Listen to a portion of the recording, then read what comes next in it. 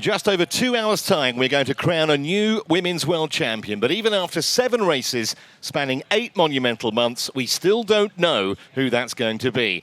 There's virtually nothing to separate Cassandre Beaugrand of France and Britain's Beth Potter. So everything's on the line in Pontevedra this afternoon, and you'll watch it happen live. We've been to 3 different continents since we started in Abu Dhabi, keeping the Asian theme in Yokohama. Across to Calgary on our first European stop, then North America, Hamburg in Germany, and Sunderland in the northeast of England. And now we've landed here in Pontevedra. My name's Trevor Harris alongside Helen Jenkins. Here's how we started the season, Helen, in Abu Dhabi. Beth Potter's first World Series win. Yeah, she had a few podiums last year, but this was the win. It came down to the run, and she managed to surge past Sophie Coldwell to take the gold medal. And Taylor Spivey rounded out the podium to get a bronze. Well, talking of firsts, there was another in Yokohama, this time Coldwell taking the win, but also an eye-catching run from Rosa Tapia of Mexico to take silver. Taylor Nibbin third, Beaugrand and Potter, neither in that race. And on to Cagliari, it was another Brit who won the World Series. It was Georgia Taylor-Brown. Emma Lombardi had another second place, and following on from her second place last year. And again, Taylor Spivey getting another bronze medal, just showcasing her consistency. Beaugrand decided to give Montreal a miss in June, but Beth Potter was there, and there in telling effect, beating Perriot and Rappaport into second and third, respectively. Well, the first half of the season was all the Brits on top, but Cassandre Beaugrand then won Hamburg. She looked flawless the whole way through, very in control, and came away with the win. 10-second victory in Germany and an 18-second margin in Sunderland a fortnight later. Totally unchallenged, the Frenchwoman beating Lombardi and Annika Koch. Potter wasn't there, but Potter was there in Paris for the test event in August, where she beat Beaugrand in a sprint finish. So here's how we currently stand at the end of all that endeavour. Just 32 points separate series leader Beaugrand from the Scot Beth Potter. And with more points on offer for this upcoming grand final than in any other event, it means that if either wins today, they'll be world champion for the very first time. Let's take a check on the course they will be tackling. Full Olympic distance, obviously, today for this grand final. 1,500 metre swim, 2 equal laps. And then they get onto the bikes. It's a 40k ride, 8 laps in total. They begin following the river, and then that out and back section with the 180. Make a couple of left-hand turns back towards the Lérez River. It's mostly flat, but there are a couple of little climbs on every single lap. Out onto the run. 4 laps, 10 kilometres is the total distance. It's a scenic route, takes them right through the old town of Pontevedra. Again, pretty flat, but it's a little twisty, a little turny. Might be interesting if it gets close on that run. Weather-wise, well, absolutely gorgeous. Not quite as hot as yesterday, but still around 22.5 degrees centigrade, which is mid-70s Fahrenheit. Just a very light northeasterly breeze, as you can see, and I think the women will be grateful for that. Let's take a check then on the start list, and of course that features the big 2, numbers 1 and 2, and as we've mentioned, Beaugrand top just from Beth Potter. But if the top 2 falter, as happened with the men yesterday, then the likes of Emma Lombardi and Taylor Spivey and maybe others are waiting to pounce. Nonetheless, it's clear that today could be massive for French triathlon.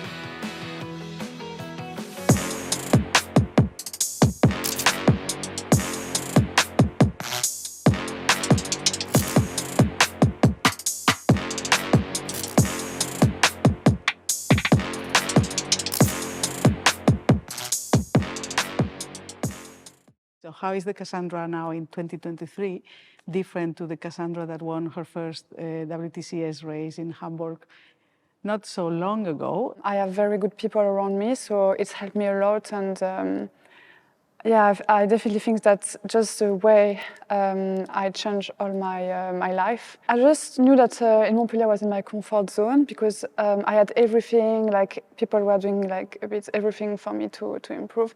And I just wanted something else, like be out my comfort zone.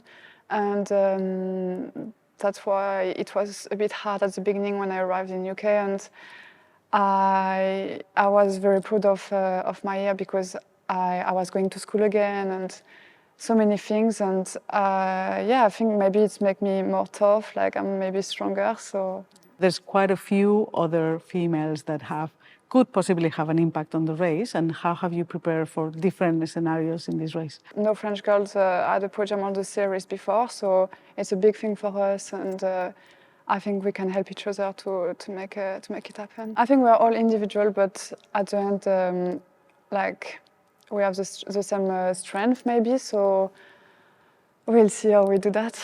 How will the perfect race unfold for you? I mean, Paris was very close to my best race, so if it can be like Paris and then like maybe have the strength to the sprint finish, yeah, it will be amazing. Well, we've seen those 2 wins that she had this season, Helen, but how much should we read into that win that Potter had over Beaugrand in that sprint finish in Paris? I think you've got to read into it because that was the big event for the year. They've both been targeting it, and Potter did get the edge there. But I do think we've seen such a confident Beaugrand this year. She's gone into races really like in control, looking really relaxed, and it's been great to see. She has really been known as being a little bit inconsistent over the years, but not this year. She's come out and been really, really dominant. I think we're just watching some pictures from the earlier women's under-23 race. We'll get back to the elites. We look at Emma Lombardi, who still young, obviously, so much talent, but she needs a podium today to qualify for Paris. She does need a podium. She was 4th in Paris, and she was agonisingly close. She had that sprint finish with Laura Lindemann. I mean, she could still be racing in the under-23 race. It's unbelievable. She's doing so well, so young. So it'd be great to see what she does. Talking of Olympic qualification, big race for this woman, Taylor Spivey. Missed out in Tokyo. Doesn't want that to happen again. No, she needs to get a podium today to qualify. It's going to be tough. It's a really good field, and I know she's maybe had a little bit of an injury leading into this, but she's pulled out of a couple of races to make sure she's the best possible fitness for this race today. Well, what a story this could be. Gwen Jorgensen off the back of 2 successive World Cup wins, Olympic champion 2016, and she's running fantastically well. I mean, there's a big difference in level between a World Cup and a World Championship Series, especially World Championship Series final, but she's still running incredibly well. Gwen always runs well. She has done in the past, so she's going to unleash that today. We'll see where she comes. And here's the woman who pushed her all away in the second of those World Cups in Karlovy Vary, Rachel Klammer. I haven't seen her run as well as that since she took 4th in the Olympics a few years back. No, it's a fantastic performance, and Rachel's such a popular character on the circuit, and a lot of people are very pleased for her, seeing her coming back up there. She's come off a great block of training, and she'll be trying to carry that momentum through from Karlovy Vary to the race today. Well, let's give you some very basic maths of this. You saw how close Potter and Beaugrand were in terms of the current rankings, 30-odd points between them. So basically, whoever beats the other will take the title as long as they are 5th or better. After that, Lombardi, maybe Spivey, and there are actually technically 9 women who mathematically can win this. And if the top 2 are worse than 5th, then all kinds of other calculations come into play, and we'll try and keep you abreast of that if it becomes appropriate as we go through. But I don't think, certainly Potter and Beaugrand, how much are they going to have an eye on each other, Helen, or how much are they just going to run their own race? I think it's going to be ride your own race, or swim and ride your own race. When it gets to the run, I think they'll have eyes on each other, and they'll be watching each other and making sure they're keeping each other very close. So I'm expecting that we'll have that showdown we saw in Paris, but I mean, with the men's race, who knows? We're comparing it to that yesterday. Yeah, unbelievable drama yesterday with Dorian Koenigs taking that world title in hugely dramatic fashion. Presentation underway, as you can see, as Taylor Spivey comes out wearing number 4 today. And Summer Rappaport, we shouldn't forget Summer. She, of course, was in Tokyo, and she's looking to get a place in Paris too. Yeah, and she's really coming back into form. She's had a podium already this year, as has Rosa Tapia. I mean, that was a great breakthrough for her from Mexico. Jean Leher as well, European champion, has had an incredible season. Sophie Coulbon needs a race. She was a bit disappointing in the French capital. Yeah, she didn't have the race she wanted, and I know she's going to be coming back here today trying to kind of just overcome that disappointment from Paris. I'm and Lindemann. There are 7 Germans in this race today. Those 2 have already qualified, but there's 1 place up for grabs if a German can get top 8. So the likes of Lisa Tersch, Meisner and others will be out to snaffle that as we look at Kate Woff of Great Britain. Oh, with the Germans, it's so tough, that top 8, and so many of them could get it. It's so tight at the top. I mean, all 3 spots could be gone today for Germany. Perriot also is a woman with her sights set on an Olympic place on home soil next year. And I think with Perriot, if she swims well and she's in contention, she's got a shot at the podium, but she did miss the swim in Paris, and it effectively ended her chances for the bit of a trip there for Katie Zaferes coming out. Hope she doesn't do that in the race. 6 Americans in this race, incidentally, and Katie, of course, who won bronze in the Tokyo Games, looking to go back to the Olympics next summer. And this has been Zaferes' comeback season, and she's done so well after the birth of her little boy Kimball, who's been on circuit pretty much the whole time, little mascot with her. And she's done incredibly well to get herself up the ranking. Yeah, apparently they named Kimball, it was an amalgamation of kind and humble. I mean, there are so many subplots, aren't there, in terms of Olympic qualification, as well as the fact that it could be a Potter Beaugrand showdown, maybe even a Potter Beaugrand sprint finish for the title. We'll try and keep you abreast with all that kind of Olympic-related news as well as we continue the presentation of the German there, Lena Meisner. So Meisner is ranked 24th in this race, and she's the worst ranked German. I mean, that's just insane. And they've won the under-23 women's title earlier today, under-23 men's yesterday. So the strength and depth are really there with that German team. Klammer, who we just saw there, her performance in Karlovy Vary even more creditable, because we know she hasn't been 100% fit for some while. No, she hasn't. She's been suffering with an injury all year. There's Julie Dare on there. She's someone who could really, she might not be near the front on the swim, but you'll expect to see her driving through the packs at the back. She's an incredibly strong cyclist. Ackland of the USA, and Victoria Lopez we'd expect to see right there in the water, that's for sure. Kingma's also had injury worries of her own, but we know at her best she's a serious contender.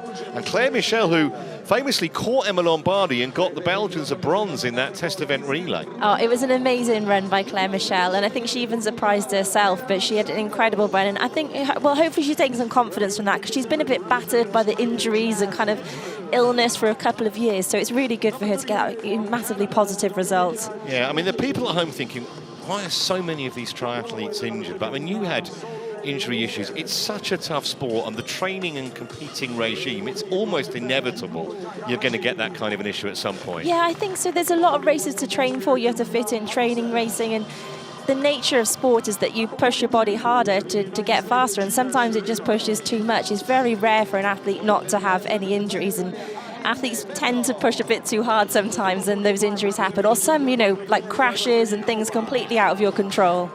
Just have to hope those injuries don't coincide with the big race dates like this grand final, yeah, like the Olympics next year in Paris.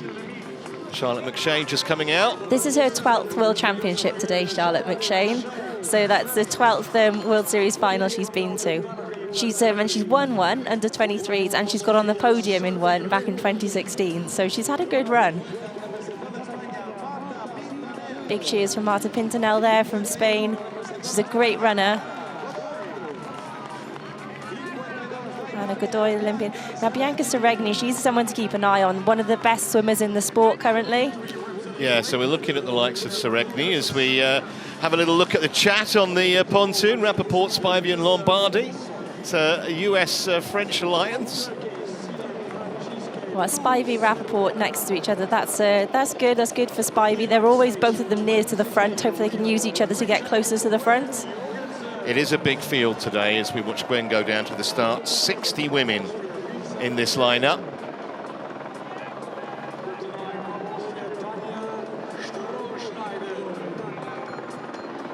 And of course, still 2 spots for the Americans on that podium. Taylor Knibb has qualified. She's not in this race today. And the other 2 big names missing through injury, which is kind of apposite after what we were just saying, Helen. No Flora Duffy, the reigning Olympic champion. And no Georgia Taylor-Brown either, who's got a calf injury. Yeah, Georgia Taylor-Brown, Flora Duffy, that's our gold and silver medalist from the World Championships last year. And indeed from the Olympics too.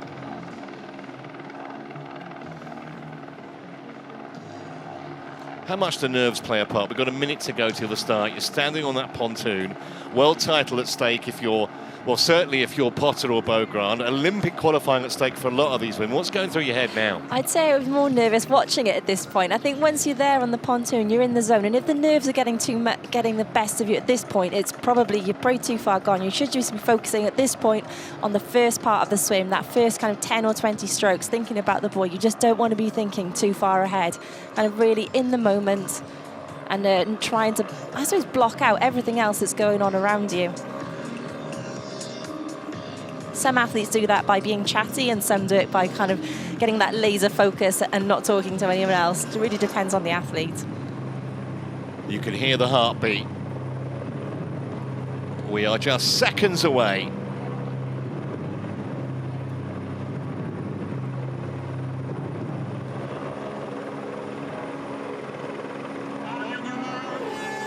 So we are underway for this women's grand final. Is it going to be Potter?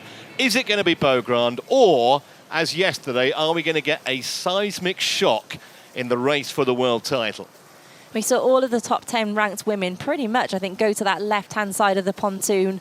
So they'll be, and so that's Beaugrand on the far left, and I think that's Potter just there trying to just jump on her feet. So good move by Potter there to follow her. Yeah, and I think one of the main differences maybe in this women's grand final, Helen, to yesterday with the men is that the two main protagonists are likely to be fairly close to the front, which obviously wasn't the case yesterday. No, I think all year it's with Yi and Wild, they've kind of been how close to the front they've been, but Beaugrand has regularly been kind of at the front, the first couple out the swim, as has Potter. She's had a really good start too. That's 53, so I'm guessing that's Bianca Seregni. She's it's actually Matthias, Oh, it's I think. Matthias. Oh, yeah, sorry, Olivia Matthias, a great swimmer as well. She actually crashed at Europeans and tore her hamstring, so she's had a really rough couple of months, been a little bit injured, so it's good to see her up there.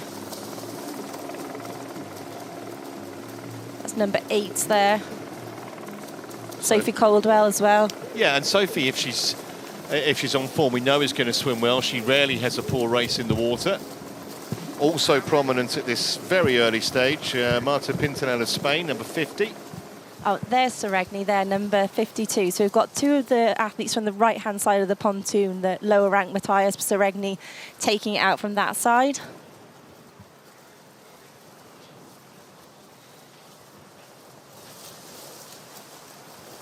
Yeah, Seregni on average just 4 seconds back. This is data going back a couple of years.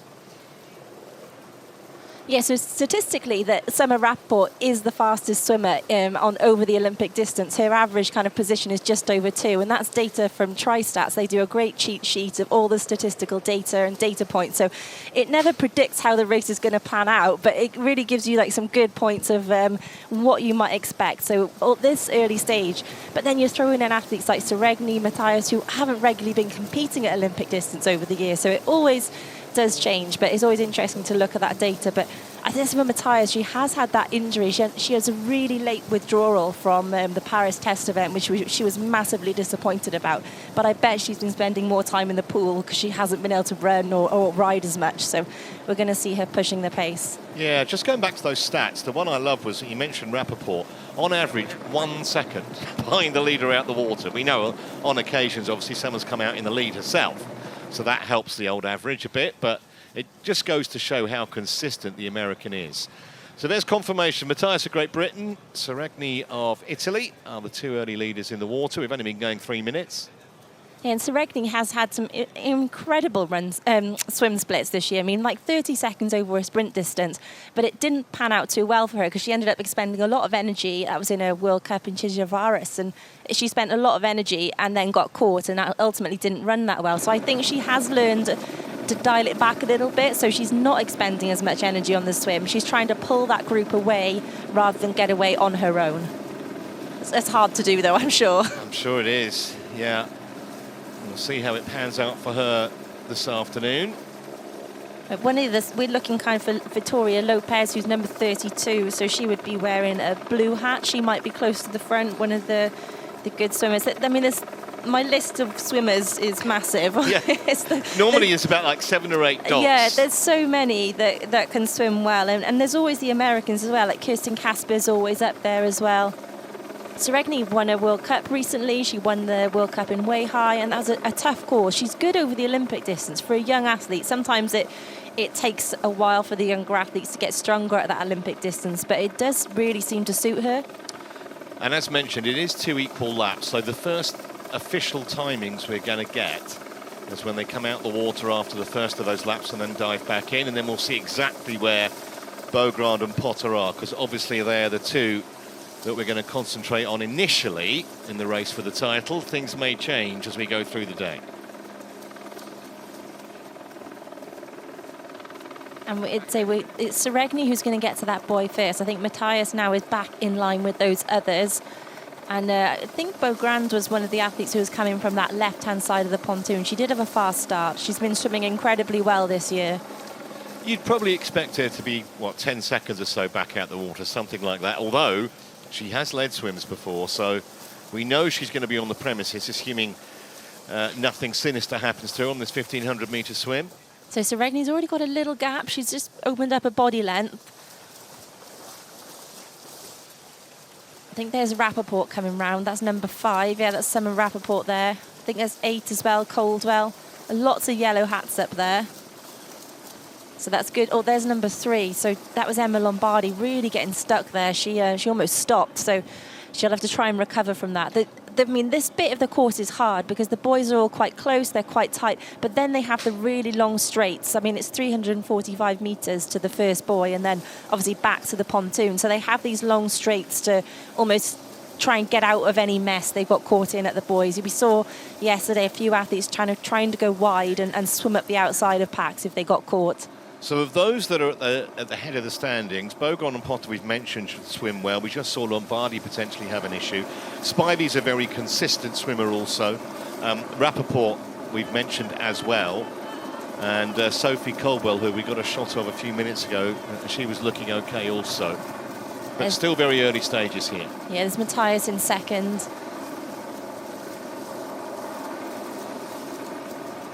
She's been racing the Super League over the last 2 rounds, and she said it's been really good to have herself feeling back to a normal, back to herself. Was after an injury, especially an injury that wasn't your fault, caused by a crash. It can sometimes take a little while for the body to, I suppose, just get back to normal and adjust to that training load again.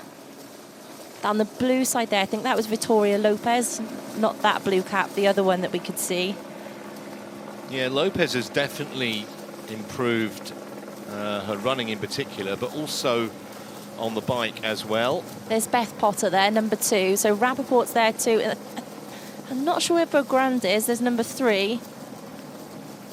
So I don't think Beaugrand's up in that initial group yet, but maybe as they pan out, we'll be able to see. I don't think she's far back. No, I think she was maybe, 4 or 5 metres behind, kind of in a pretty much a direct line with Beth Potter right down the middle and that previous shot that we showed you.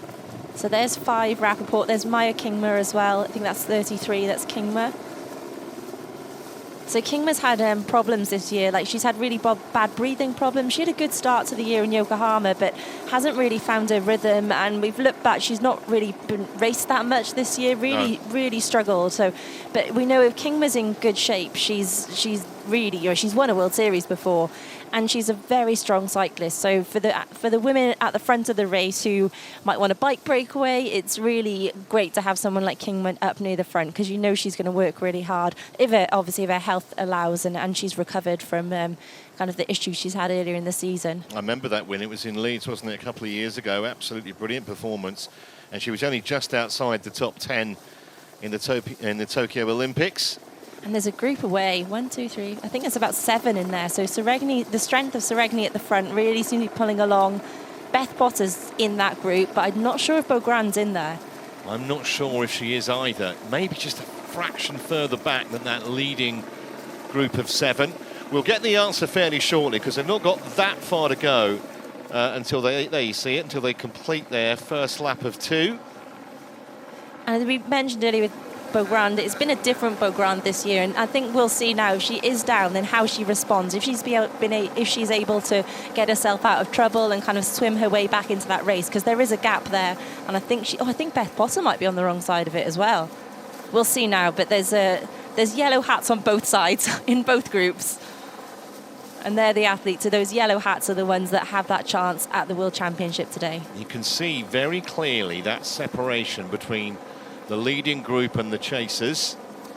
It's probably about 10, maybe 10 or 12 meters, something like that. And we're going to get confirmation of all the names momentarily, because the leaders, just 9 minutes and change, coming out for the end of their first lap. Seregni, Matthias, some Rappaport's there. Kingma, as you mentioned. There's Caldwell, Lopez. That's a good group. That's a good group with Caldwell and Kingma in there. Where is Potter? Where is Beaugrand? How far back are they? There's Spivey, Beaugrand, Potter, very, very close together. Yeah, 13, 14 seconds. Lombardi's there as well, Geneva Mylon. Sophie Lynn as well, great to have her back racing. She's been a little bit injured, so great to see her back. Rosa Tapia, Gwen Jorgensen, 20 seconds. She's 20 seconds down, so that's not far. She'll be happy with that, I'm sure. But 20 seconds within the middle of that big group, so you're also at that point, you've got a good chance then, because you know that you're amongst kind of a lot of the others. There's a gap now to this group there. I think we just saw Solveig Losteth in there. She's Norwegian athlete. Annika Cox lost a bit of time. Leonie Perriot, so she's 36 seconds down. She really needs a good second lap. Otherwise, it'll be the same thing as Paris for her. If she misses that swim, she's just not able to use that fantastic run she has. Well, it's going to be fascinating this second lap, because Gwen Jorgensen, only 20 seconds behind after the first 750 metres in the water.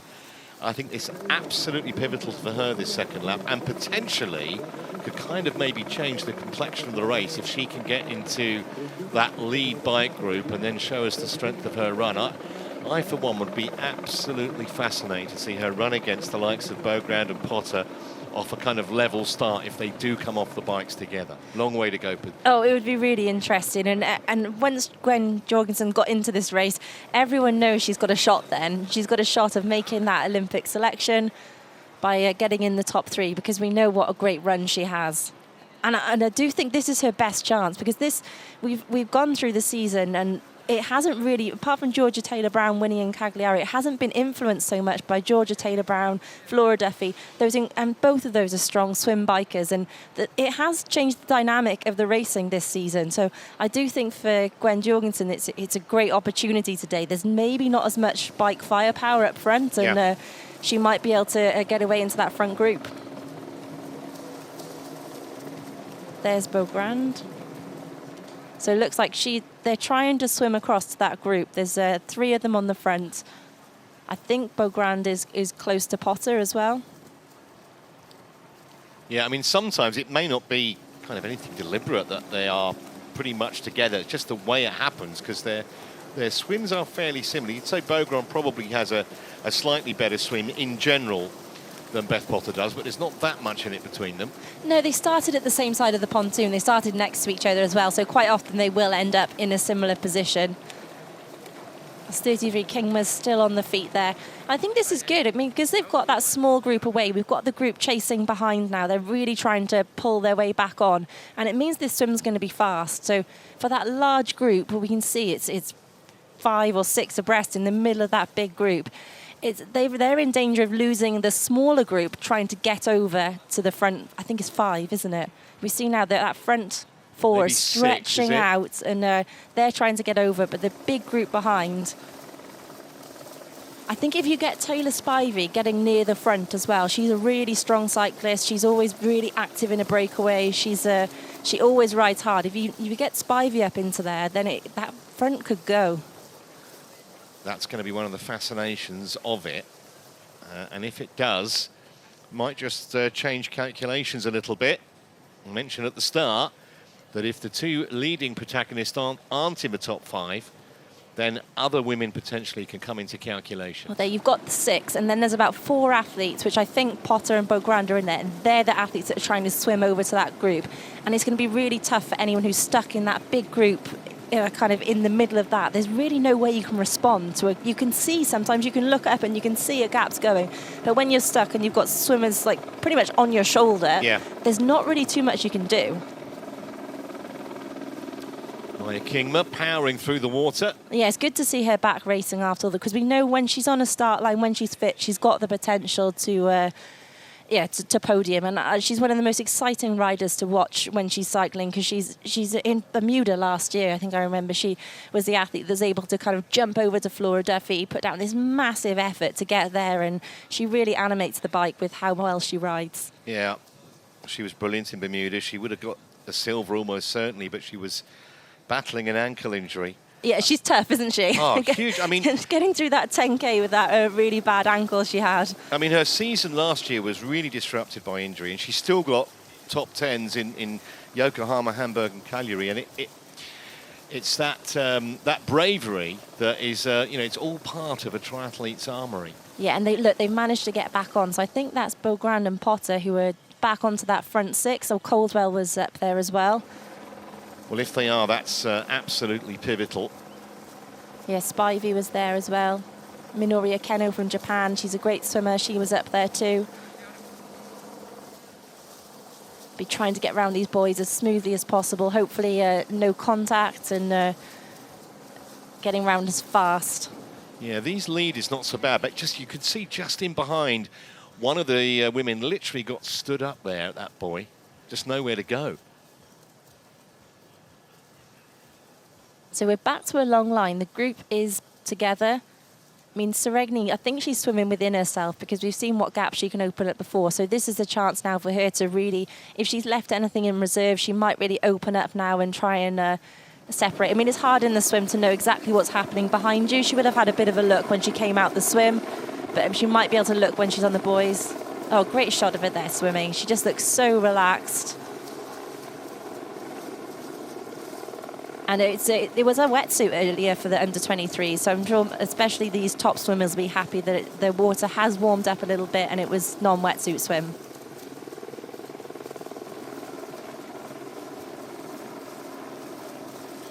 Just hearing that one of those athletes on the start list didn't start. Sara Guerrero of Spain didn't start. So 59 women in total in this race.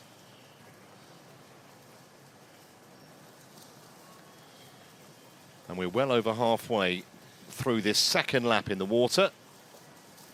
And it's all one long line now. There's maybe a few gaps, small gaps. There's a gap, but not many.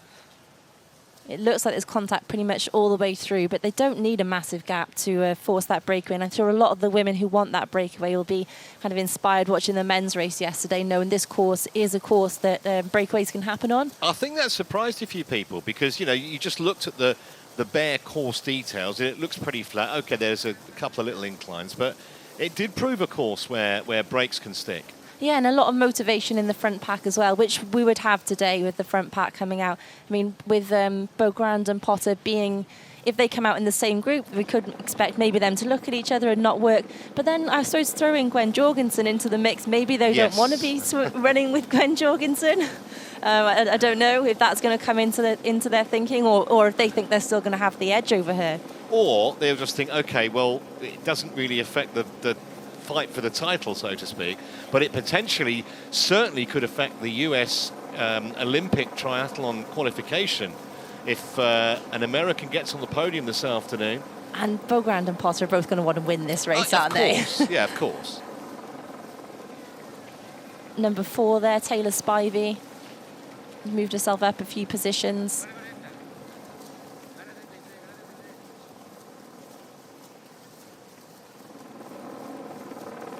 Watching that wonderful stroke of Maya Kingma nearest to camera. Yeah, she's really powered through in this last section. She looks like she's going to be one of the athletes to try and take it out. She's going to ride hard as well. She's a great person to have out at the front because she's going to get on the bike and she's not going to worry about the run or rankings or anything. She's just going to ride hard. So it's going to be who can actually manage to get to her and stay with her, and some of the athletes won't be able to.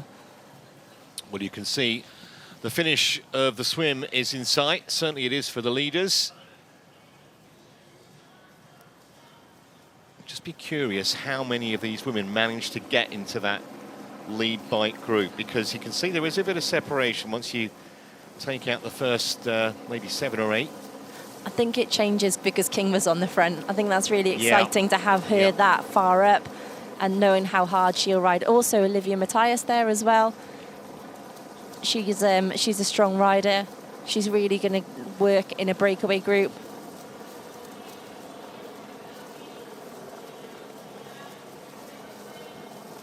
Rappaport still up there, close to the front. I think it's a big bite for Rappaport this afternoon. We've seen on occasions she's been found wanting, but lately there's been big improvement. So she'll be confident enough of being able to stay in that lead pack. And if she's running as well as we've seen her run previously, then she definitely would have a chance of getting on that podium and therefore getting to Paris for a second straight games for summer. So they're out the water just shy of 20 minutes. Matthias come out just slightly in front. Caldwell's moved up a few spots as well. Spivey, Beaugrand. Looks like as Potter lost a little bit of time. Well, Rappaport is there, Beaugrand is there. Someone that's Lombardi, just took a slip. There's Beth Potter, so she's lost a bit of time. So now this is absolutely key from Potter's point of view to try and make sure she gets into that lead group with Beaugrand. Natalie van Koeverden there. It's about that 20-second mark. Lots of athletes in that 20 to 30 seconds. I just saw Gwen Jorgensen running through. So she's off the back of one of those groups, probably about 30 seconds. Yeah, 31. So she actually had a good second lap. Yeah, I think that's Julie Deron there as well. She looked like she's a little bit in no man's land. She's going to have to ride hard to get to the front of the group. 200-meter run from swim to bike, so it's not massive, but enough time to, if you really attack it, really make up a few positions. Good run up there from Caldwell. She's managed to pull back a couple of spots. So the gap between Beaugrand and Potter was about 9 seconds coming out the water. So Caldwell's out near the front. Also, so is Kingma. So two very strong riders, athletes we're going to expect. Caldwell's had most of her medals at World Series coming from breakaways, so she knows that is the best way for her to win medals. Lisa Tersch, not a bad swim from Tersch. She can be up and down with her swim, but we know she's a great runner. Also got experience on this course. She's been second at the World Cup last year. There's Gwen Jorgensen. So it looks like she's lost a bit of time through transition as well. That's going to be a tough spot for her to get close to the front there. She's going to need, I think the fact she's got Julie Deron behind her is helpful. Yeah, I was going to say, what other kind of firepower has Jorgensen got in her bike group to try and bridge up somewhere close to those leaders? Didn't actually see where Laura Lindemann was out in 15th position, so a good swim for Lindemann. Im was a bit further down. Seregni, a terrible transition, lost 9 spots. Rappaport lost 4. Lisa Tersch, 9. I thought she had a good transition. That's great from her. Vermeulen also did well. Yeah. Zafirez lost 6 spots. Beth Potter kind of neutral. And Jorgensen lost a couple of places. Nina Im's quite far down as well. That's one of the athletes who has got her Olympic selection. She's 46 seconds down, so not where she would like to be. But already, look, we've got some small groups forming. 5, 3, and then another 3. It's crucial who's made that front group. Yeah. I don't think Beaugrand and Potter will be there. No. Well, Potter, I can't believe will be there. Beaugrand might be. She's done well if she has, but that's Caldwell on the front. And the good thing about this course is that this isn't a big hill, but they're straight into it. Beaugrand's there. So, well, that's great for Beaugrand. She's done really well. And look, she's not going to pull through on this first lap. I think she's just kind of hanging in and seeing if she can weather this first lap. But look, Kingma, this is what she loves. She loves these hills. She's trying to get the group working. Caldwell will work. I think we've got an Aussie on the back there as well. I'm not sure who was up there. Or is it? No, sorry, Victoria Lopez is there as well. Well, first part of the puzzle sorted as far as Beaugrand's concerned. To be in that leading group, you can see there are some kind of stragglers, maybe just a few seconds back. There they are. That shows you perfectly. You think they might catch on. There's another group very close behind them. I'm just wondering if Beth Potter's in one of those two groups. I think it's going to be hard to catch on if you've got Kingma and Caldwell working, but it depends. I would say it depends where Taylor Spivey is as well. There's Spivey, so there's Spivey, Lombardi, and I guess Potter might be in this group. There's Kate Woff as well, so Woff is with Potter. So Potter's in that third little group. Yeah. Not far behind, but the next 5 or 10 minutes can be absolutely pivotal. And there's that Rosa Tapia at the front of that group, but that group could be in trouble. I don't know if they've got the big riders in there at this point. So when they come through the bike split, we'll get exactly who's in those groups, but we know Potter isn't there. Sophie Lynn was up there, sorry. So it was Sophie Lynn from Australia. Looks like she's made the back of that group. So that was a good swim and transition there for Lynn of Australia. So Caldwell initially doing a lot of the work. They're going to need to get organised, get working. They can't really rely on just Caldwell and Kingma to do all these sections. There's a few athletes in that group of four really trying to get across now. The four behind. Yeah, well, one of them is nearly on. Nearly. Yeah, nearly there. And the other three just left a little bit flat-footed by that break. So now we're going to get a leading group of 7, it looks like. The others are all very close. There's that 3 and the 4. I mean, I think having Kate Woff in that, Kate Woff, Beth Potter together, that's they might be able to get on. Woff had the fastest ride actually in Paris. She did a decent swim, but she was one of the athletes that rode from kind of one of those lower down groups and managed to get up to the front. It looks like they're going to come together, doesn't it, here? Yeah, I'm not sure who the athlete who managed to get across. I think it was Lindemann. Just saw that the German on the back, so she wasn't there before. So good riding by Lindemann, and it was Spivey just joining on now. Spivey was ahead, and I think that's that Beth Potter, Kate Woff in that group of 5 there. So we've got 10 on the front, and that's about to become about 16, I fancy, very shortly. So that very early break from Caldwell and Kingma doesn't look like it's going to stick. It doesn't look like it's going to stick, but if this group wants to keep working together, then it'd be good for them to try and obviously build up a gap over the athletes behind. There's some great runners behind. We know someone like Nina Rime who got 6th in Paris recently. I don't think she's in there. Not Jeanne Lehair might be there. She was up there coming out of transition. So yeah, Tapia is another one who can run well. Obviously, I don't think is in that group.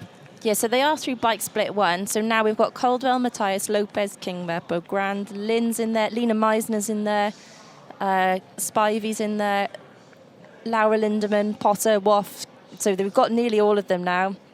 There's 15 there. Then we've got Summer Rappaport, who looks like she might be riding solo a couple of seconds off the back. Oh yeah, that is a desperate place if Summer is kind of left stranded.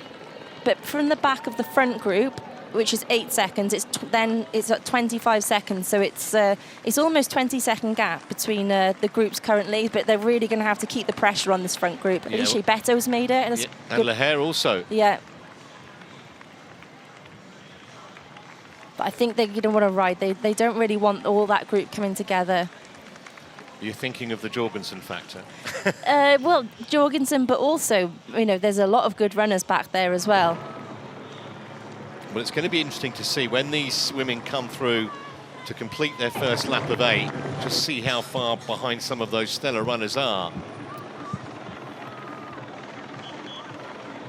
Caldwell on the front. Beaugrand and Potter both in this leading group now, 15. Now, if I was Potter and Beaugrand, I would be careful where I sit in the group, because with Caldwell and Kingma on the front, those 2 athletes have the potential to try and break away together. That would be really good for them to do. They know it's in their best interest, so I would be sticking close to the front and making sure I'm able to respond to any sort of attacks that go on, because you've got to think Caldwell, Kingma aren't going to want to drag these women round for the whole time. They're not there to work for the others, to get them to the front or take them further away from the others. So we would expect to see, I would just be keeping an eye, making sure I'm sitting in a good position. It's not a team sport. The gap is approaching half a minute. Tapia, we mentioned Rachel Klammer's in that group. Katie Zafiris as well.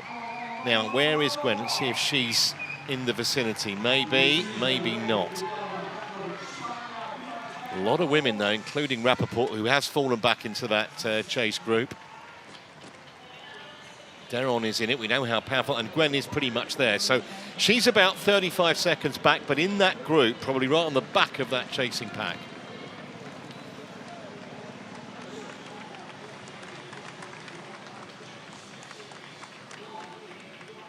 Yeah, so I think it's really in the best interest of this group to keep getting some distance. I mean, for Potter and Beaugrand, probably not so much. They know they're kind of some of the best runners in the sport. But still, I think at any event, even if you're a good runner, it's still nice to have a bit of a cushion to the others behind. There's Meisner as well. I mean, for Meisner, knowing that not all the Germans are up in the group, that's incredibly important, because for Meisner, she's had a couple of injuries. She had that third last year in the World Series final, so you think she might have been an athlete that's in contention for the German team, but 2 of the German spots have already gone. So she's just had she had an injury over the winter. She's just had another foot injury, so she's not been running. So it's in her best interest to try and get for any other German woman not to qualify, because she wants there to be a spot there for next year when she's fit and well. Just looking at any big names not in that chase pack or the lead group, I think Leonie Perriot is probably the only really big name. She's more than a minute back now, the French woman, so you know, she obviously has big Olympic ambitions, but that they may not be realised today unless something remarkable happens, because there's power in that chase pack. It's interesting to see whether they can make any inroads. Taylor Spivey now taking up the lead. She's an athlete, both Caldwell and Spivey have been in breakaways together, several breakaways. We know she has had a little bit of an injury. She's not, so maybe not 100%. So trying to get as much out a gap on the swim bike would be ideal for her today too. Alice Beto from Italy has done incredibly well, just coming back after the birth of her son. Still not a year old, and she's made a transition back into World Championship Series racing really well. I mean, to make this front group has been a fantastic achievement. Just looking at the 9 women who mathematically can win this world title, only 2 of them are not in that leading group, which is Rappaport and Eim.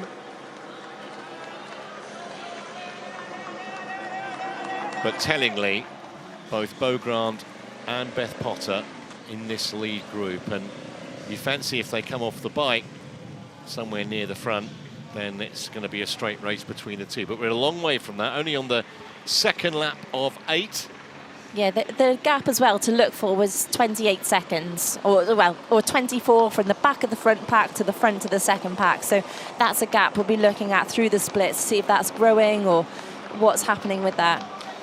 Lisa Tersch has picked up a 15-second penalty for swim behaviour, and that is not the first time that we've seen Tersch have that kind of a situation. I remember she did it in the mixed team relay, didn't she, in Hamburg? Yeah, that's the second one for her. Yeah.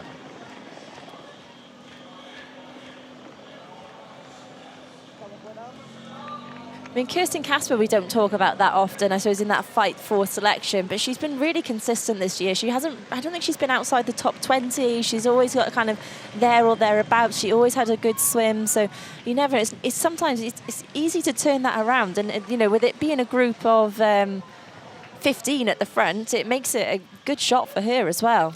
15th in Paris, top 20 in the last 4 races at this level, best of 8th in Yokohama. Talking of consistency, I was doing a little research on Taylor Knibb, and Spivey? Taylor Spivey. Yeah, I'm Knibb's sorry. not here, sorry. Yeah, too many Taylors. Got to be careful of your Taylors. Yeah, Taylor Spivey, that's right.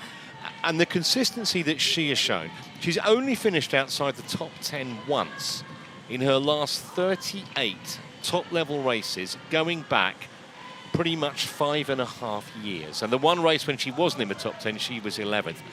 You look at that and you think, unbelievable, and it is. Then you look at kind of, it's all about statistics and what you do with them, lies, damn lies and statistics. Only 6 podiums in 46 starts at World Series level. And, you know, if she does miss out on the Olympics, it will be incredibly tough after what happened in Tokyo.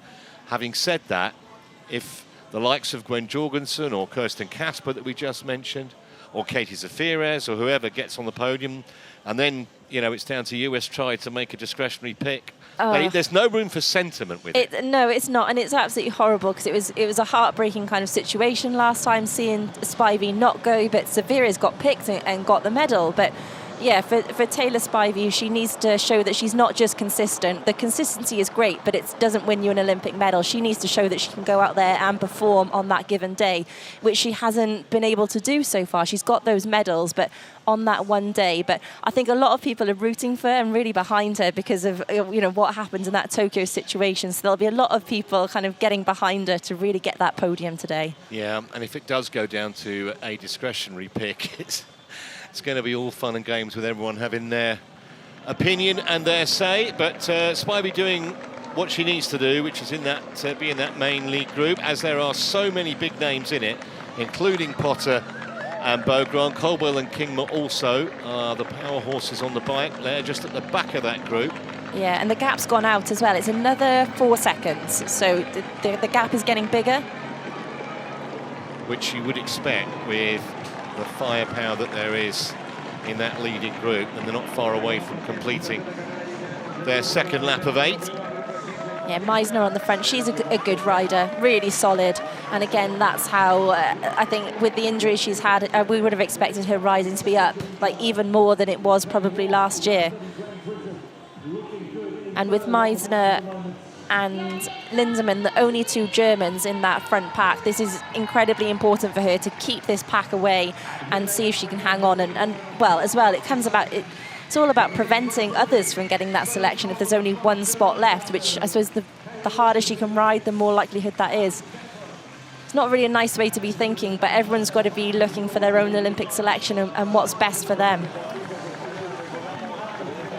Yeah, there's no iron team in individual triathlon. Relay, yes, but not in this particular discipline of the sport. But then I suppose you see in the men's race that the French men's team always seem to work extremely well kind of together, don't they, for a kind of group advantage, like they did for Léo Berger last year. There was a team kind of effort. Yesterday we saw all the men working together there. So I think Cassandre as well in her interview said that there's been no French woman on the podium of the World Championship Series since it started, which is kind of unbelievable with the strength that they have.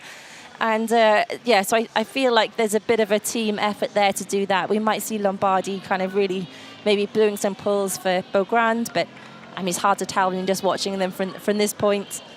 So 38 seconds back now to that chase group, and Gwen is just, I think, on the back of that. She's 43 seconds behind the lead. Here come those chasers. Oh, third group. So that is the Leonie Perriot group. Right, yeah, the second chasers. Erica Rackeland's in there. Annika Koch as well, who's had a great kind of end to the year, won a World Cup recently. Tilda Manson from Sweden's also in there, the young Swedish athlete who's doing incredibly well, moving up to the senior ranks. And Lisa Tersch, who's in that chase group, and we mentioned there's still one spot available for German woman, and that is going to be bad news for her, the time penalty that she's picked up. Even if she can get closer to that, or the chase pack can get closer, that 15-second penalty is potentially going to be a killer. So we haven't mentioned Beth Potter and her Olympic ambitions either, because she needs that podium here today. She's already got the podium in Paris, but it's a tough selection policy from the British selectors, and she had to get a podium in both. There's Kingma. That's what I said, you've got to watch what Kingma's doing. Oh, what's happened with Rappaport? Oh, Rappaport's off the side. Maybe she doesn't look very happy. I'm not sure if it's mechanical or maybe just not feeling great.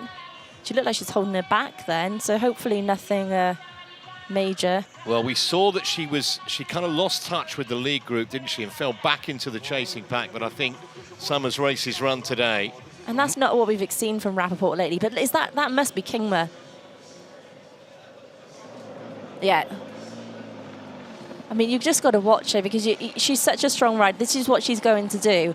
And this is when we saw, I mean, Beth Potter has moved up now, but she was sat a bit further back. So you want to make sure that you're following it, because if Beaugrand had managed to get across there, then, you know, the race can be going away from you. Yeah, and here is the test for the likes of Rappaport and for the likes of Potter and for the likes of Beaugrand, if Kingma keeps on applying this kind of pressure, they have to stay in that lead group. Otherwise, world title ambitions might not be realised. We saw it all happen yesterday with incredible amounts of drama.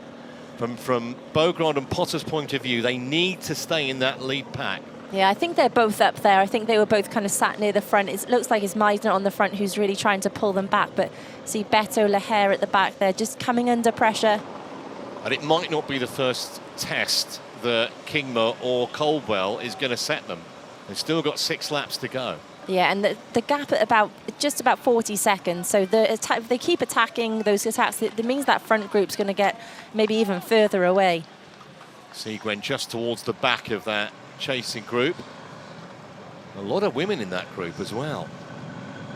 Yeah, there is. I mean, Julie Deron's been near the front for nearly every time they've come through a split, which shows that she's going to be up there and really pushing the pace, trying to get herself back towards the race, back towards the front of the race. 23 women in that group, in that chase group. It's probably not an ideal number if they want to try and peg back these leaders who are, what, about 38, 40 seconds clear already. And tellingly, the gap increased on that previous lap. Yeah, I mean, I don't know if it looks like they're working that smoothly in the front, but there's definitely some of them consistently working, and there's some probably consistently at the back. So, but as long as there's enough of them working and keeping the group away, then that's probably good enough. They can just keep building that lead a few seconds at a time. At some point, the gap might just go a bit bigger. It depends if there's a few athletes in that chase that get organised. I suppose the danger is having someone like Julie Deron up near the front, and we've seen what she can do. She was a massive part of the Swiss team getting a bronze medal at the World Relay Championships with her kind of bike legs that she puts in. She nearly actually got she was very unlucky in Karlovy Vary in the last World Cup. She should have got a bronze, and she kind of was ill, literally, on the last lap, and got kind of run out of it and finished 4th. But as you say, we've seen her bike power previously, not just in World Cup events, but at the higher level too, as they continue their ride along the banks of the Lérès. And it's gone out again, another 5 seconds added on. So that shows what that Kingma kind of surge has done there. Really disrupted everything.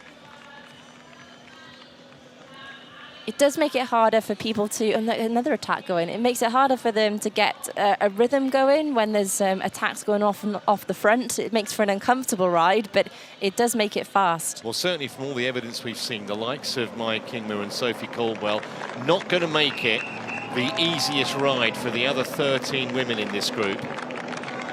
No, you've got all the Brits in the front group, though, haven't you? You've got Woff, Caldwell's up there, Matthias, Potter. So every Brit in the race has made that front group.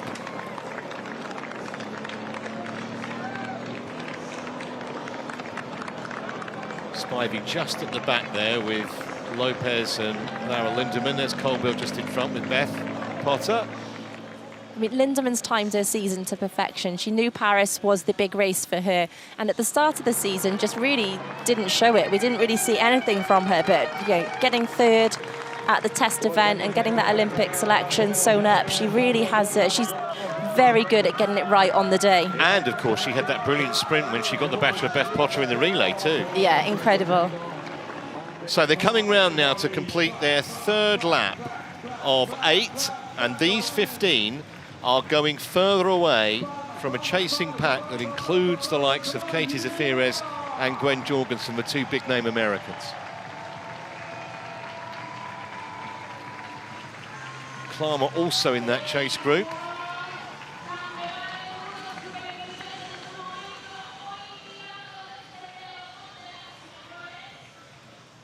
So 45 seconds at the last split.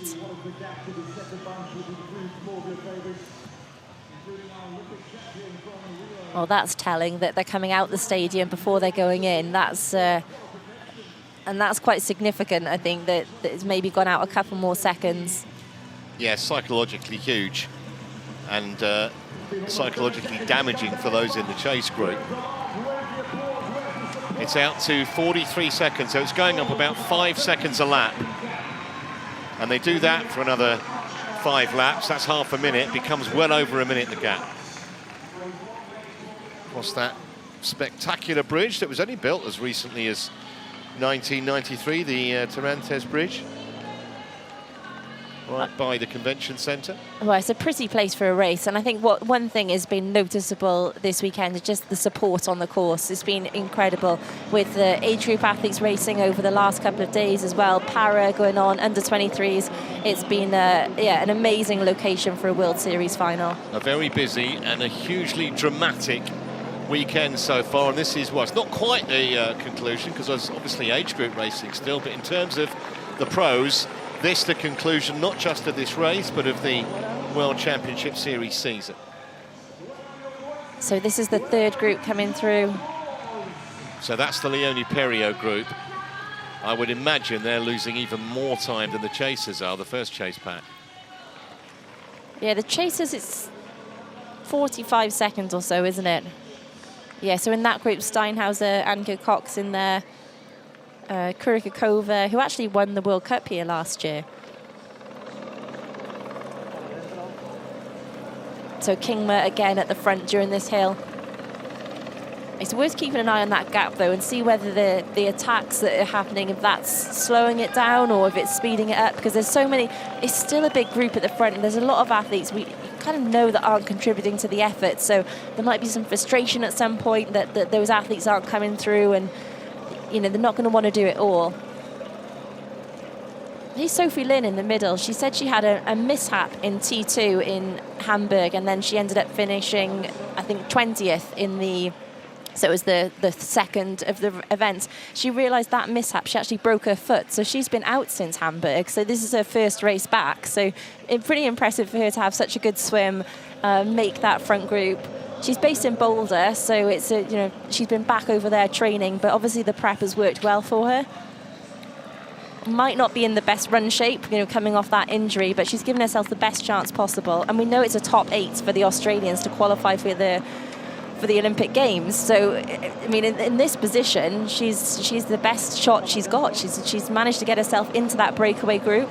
That's a serious mishap, breaking a bone in yeah, your foot, isn't it? Yeah. Pretty, she thought it was a mishap, and it ended up to be a broken foot. On the scale of mishaps, that's kind of pretty high up, I would suggest. Anyhow, the leading group have done a great job so far on their 4th lap of 8 down the long out and back section of this bike course. And the 2 main protagonists for the title are both right there in the middle of it. Vermaelen just struggling a little bit meanwhile. Yeah, just coming off the back, that's unusual. I wonder if things happened there, because she's a good all-round athlete, great swimmer. It's been a big breakthrough season for her. This time last year at the World Cup here, she had her first ever top 10, and then she went and she's had great results so far. I think it was 12th in Paris, so amazing, yeah. 14th, in Paris. So she's had a bit of a breakthrough year, really improving from that World Cup last year. Interesting that pretty much every time we've looked at that chase group, Gwen's been towards the back of it. Yeah, and I think some of that might be being out of the racing for a little while. Was it a little while? 7 years out of the racing. I mean, it's amazing that she's managed to come back in at such a high level so quickly, really. She stopped not long after Rio and has been running, so you'd expect her run to still be up there. It's not like she hasn't been doing anything, but to come back in at the level of swim and bike she's done, I think she's done incredibly well. And although it's maybe not at the World Championship Series level, she's missed the swim bike here, she's comfortably making it a World Cup level. So you think it's only a matter of time before she's able to get back into this front group on the swim and bike like she did for many previous years. Probably is only a matter of time, but then time is the issue in the run-up to the next Olympic Games. Actually, that run she had in the Valencia World Cup, 33:37, which was quicker than she ran in the Olympic Games. Now, obviously, it's a different course. You can't compare it exactly, but it does just show you the kind of time she's still capable of racking up over 10,000 metres. Here are the 15 leaders. Confirmation, Beaugrand and Beth Potter, both in that group. And they're not the only decent runners there either. And there are the chasers. And now the group, including the likes of Zafirez and Gwen Jorgensen, are it's getting fairly close to a minute back. Well, it's 47 seconds. So, I mean, it's hovering around that mark. I mean, the front group need to try and I would want a little bit more gap, just in case, just to keep them working. But I mean, just looking at the pack, I think we've seen Jean Lahaire at the back for nearly all of the rides so far, and she's a dangerous athlete. She had a 4th in Montreal earlier this year, albeit sprint, 11th in Paris. She's a great runner. She's a European champion, but that actually was a duathlon because of water quality in Madrid. So there's so many good athletes in this front group, and I can see why it's maybe not working as smoothly, because you've got athletes that aren't contributing to the effort that can run really well. Yeah, and she also doesn't have any Olympic qualification pressure, having switched from the French national team to Luxembourg. So here they come, halfway point. This is on the bikes, 20 k's down, 20 k's to go. And Beth Potter taking a turn at the front. You've really seen from Potter this year. She had a couple of podiums last year, but coming into the start of the season and winning, I think is really... She's such an all-round athlete, but I think she's known as being a runner because of obviously that amazing running background she has. But I think we've just seen her grow in confidence and really establish herself and say, look, I'm an all-round athlete. I'm there on the swim. I'm there on the bike. And I think it's been quite important for her to prove that. And in Montreal, she didn't have the best swim, but rode incredibly well to get her way back to the front. And I know she was really proud of the way she dealt with the adversity that maybe she wouldn't have dealt with as well in previous years. So just a real sort of coming of age. I mean, she's so young to triathlon. I mean, I think she's 31, isn't she? But she has only been doing triathlon for, I think, 4 years. Well, 4 or 5 years. It's not long. Yeah, made the switch in 2017, so just about 6 now. Yeah. But yeah, she was in Rio in 2016 in the 10,000 metres. She had that brilliant victory in Paris. Also in Abu Dhabi and Montreal, a second behind Beaugrand in Hamburg. She won the Arena Games in London early this year. It's still around that 46 seconds, 47 seconds. That was a better lap, actually, for the chasers. Didn't lose any time. They're maintaining that gap. So maybe they can take a little bit of heart from that, because if they can get that gap, rather than it being a minute, if they can get it back to near a half a minute or maybe a bit less, who knows? I mean, good for the women in the chase pack, the fact that they are, we've got Safira's in there, Nina Im as well, who's a great runner. Obviously, Gwen Jorgensen's in there. So there's some solid athletes in there that can run. We are seeing Julie Darren on the front of that group quite a lot. And at the front here, we've got Potter, who's still leading. It doesn't look like this front group is particularly organised. There seems to be no rotation on the front, and it's. I think that could be to their detriment.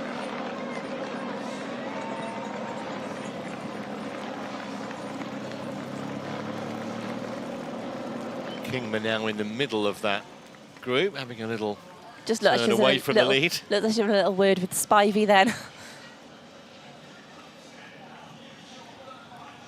But yes, Potter has led a lot of this lap. Interesting to see. We haven't seen Cassandre Beaugrand at the front yet, I don't think. She took a few turns a little while ago, okay. But it was a few laps ago now. But she is keeping herself, I'd say, towards the front of the group, kind of in that top 5 or 6. So in a good spot. I mean, they're just going over the speed bumps there. This doesn't make for an easy course. There's a lot of speed bumps on the course. It's not the most comfortable. You have to be really aware the whole ride.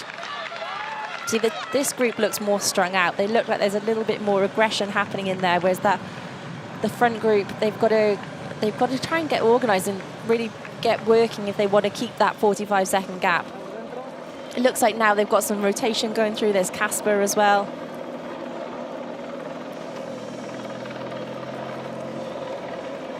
There's Beaugrand just sat on the right.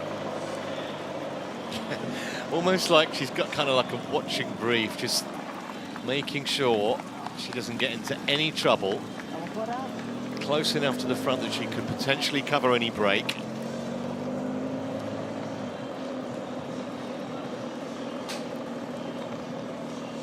No doubt knows exactly where Beth Potter is, and Beth knows exactly where Cassandra is.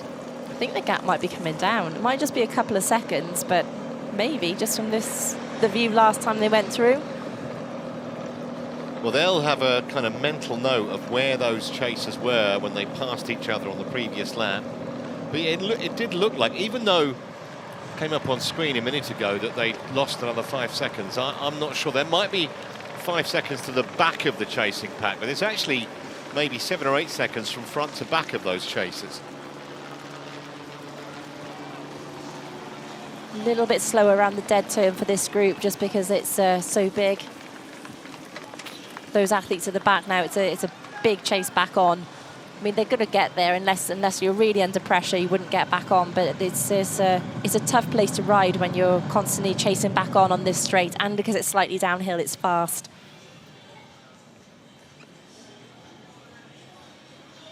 Again, it just there's just a little gap opened up, but it seems to all just get shut down really quickly. I guess depends who gets into that front group, but it looks like, yeah, it's all sort of closing down quite quick.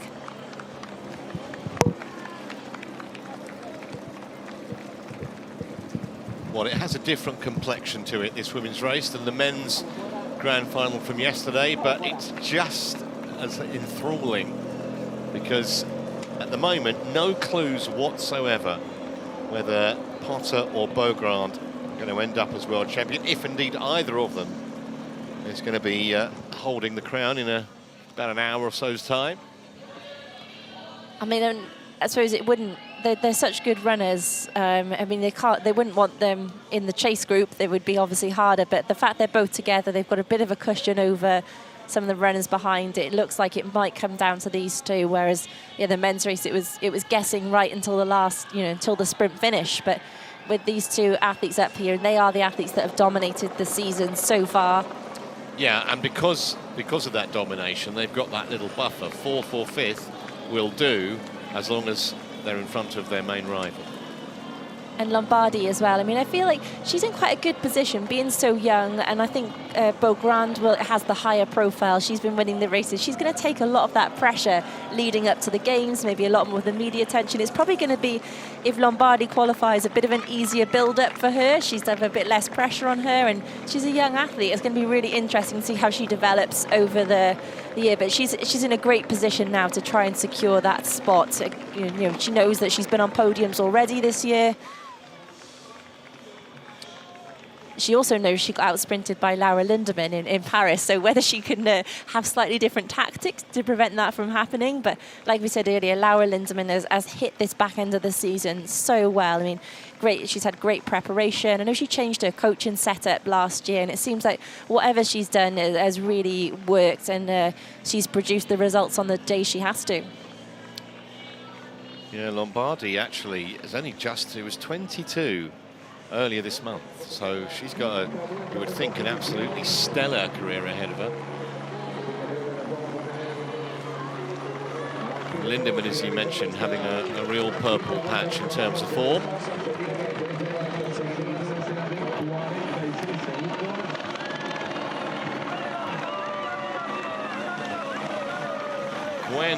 Has Gwen been dropped off that group? Looks like, yes, she has.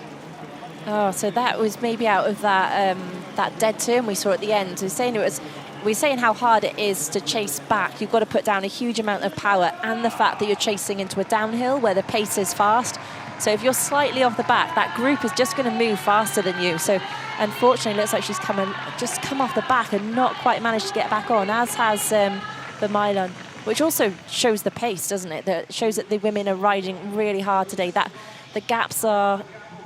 Look, it's come down a bit, just from maybe come down to about 40 seconds. Well, it's a terrible place, a terrible spot for Gwen Jorgensen to be. Let's find out momentarily exactly what the gap is between leaders and chasers. Oh, 37, so that was a big lap for the chase group. They pulled back 8 seconds. Really big lap there. That might be a wake-up to the front group that they need to do something, but that might also be the reason we've seen Jorgensen come under pressure, because that was a faster lap for the chasers. Absolutely. I think that's definitely the case. Can she possibly get back on? It's a really big ask for the 37-year-old. Just wondering what the gap is. So she's got 5 or 6 seconds. Yeah, to the back of the chase group. Yeah. So it's tough. Once that's gone, it's really hard because the pack is moving ahead. I mean, if she had a good ride up the hill, but so it'll be interesting to see if this front group does respond now, because that's a big loss, and they'll have coaches giving them information. You can see there, I think it's Olivia Matthias, they're trying to wave someone through. Yeah, they know they need to just hustle a little bit at the front there. Otherwise, they are going to give that chasing group a little bit of hope.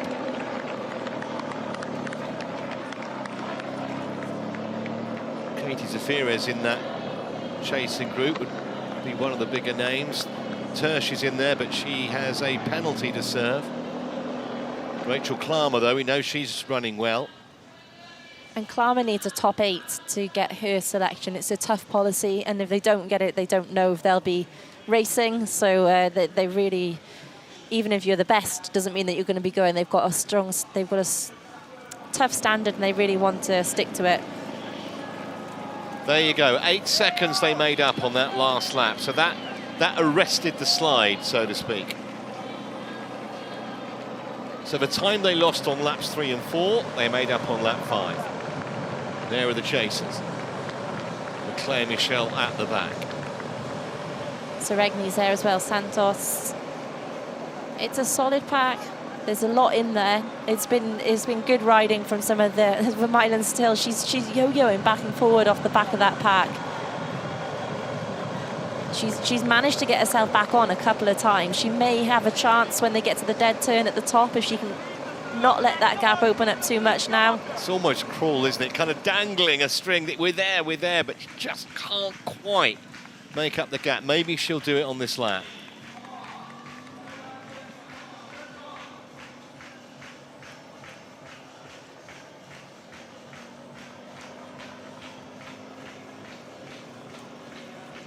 Again, there's always a couple of little gaps that open up on that out of the dead turn, and look, the group looks closer again. So it's great riding from that chase group. I know we've got a few athletes at the front. Miriam Casillas has been one of the athletes who's been really active at the front of the group. Julie Deron as well, Zafiris. So there's some athletes really pushing the pace in that chase group. We're seeing them regularly come through at the front when we get the splits.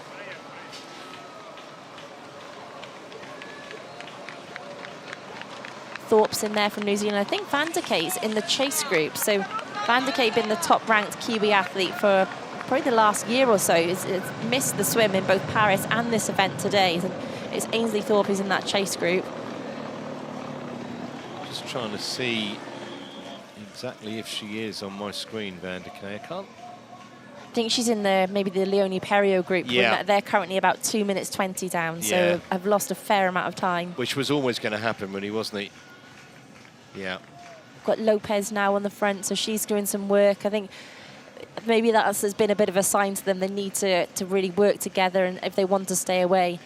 But I guess for Potter Beaugrand, it's not as much in their incentive to work, because they know they're kind of two of the faster runners. It's between them. But for some of the other women who maybe they don't have as much chance on the run, it's worth them working. It's worth them trying to get as far away as possible from the athletes behind. Even that 30-second buffer could be the difference between kind of getting in the top 15 or the top 30. It can be that close. And there's lots of money for stake today, like all the way down the rankings. We are just over an hour into this women's grand final here in Pontevedra. Weather is cooperating, and at the moment, the two women who came into this race first and second in the rankings, Beaugrand and Potter, are right there as we get towards the business end on the bike. Just, what have we got, two and a half laps to go. You can see a little bit of frustration as well, the women waving at each other, trying to get them working, but it's going to be tough. They're coming through. They've been through the bike split, so it's at 32 seconds, so another few seconds clawed back.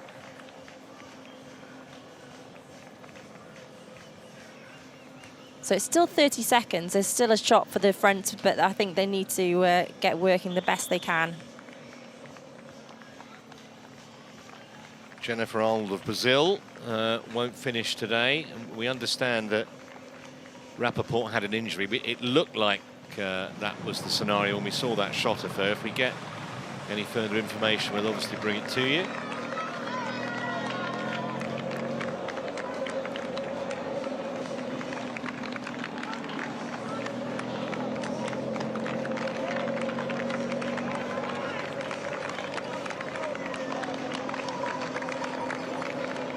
Kate Woff now doing so. She just won a Super League in Toulouse just a couple of weeks ago. Incredible performance by her. She opened up a massive gap on the bike and virtually untouchable as Jean Lahaye. She's won a Super League recently too. So both athletes, just one at the front, one at the back there, they've both come in off recent wins, not in the World Triathlon circuit, but coming in with getting good race form.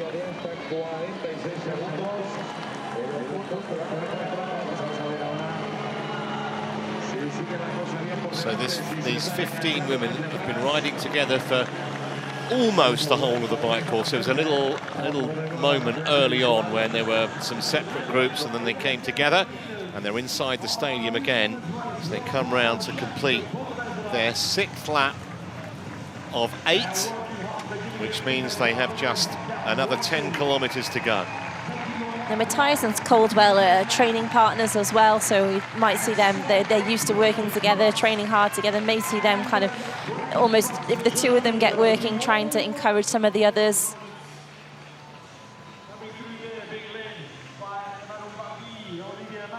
But looking at the overhead again, looks like it's come down even further. It was on that 32-second mark, 27 now, so another 5 seconds. Wow, yeah. Look at Julie Derron on the front. And I love the way she attacks the races. Like in Karlovy, she came over with a 4th, but I mean, I watched, like, she was at the front of the bike all the time, always pushing that pace. She was at the front of the run, like pushing the pace initially, really driving it, and it ultimately didn't work, but she's not afraid to get on the front and work hard. She doesn't care who's sat on her wheel. She's going to sit there and drive. So you can see now that Gwen Jorgensen has dropped right back. She's more than a minute behind the leaders. And well as she runs, I think any chance of what would have been a fairy tale podium and Olympic selection, I don't think that's going to happen today. One woman we haven't mentioned, Helen, is Elise Beto, who is in that leading group. Yeah, she's done well to get in there, and so especially with that return, her baby's not won yet, and fantastic return back onto the World Championship Series circuit. She was top 10 in the Olympics in Tokyo. She's had a podium as well back in Leeds. It was quite a long time ago, but she's been on the World Series podium as well. 2017, she got that medal, her only medal in World Championship Series racing. Looks like they've got a little bit of a group working now. It looks smoother than it has done previously. Well, I think maybe the message has got round that the chasers are gaining. You don't want to give them any more encouragement.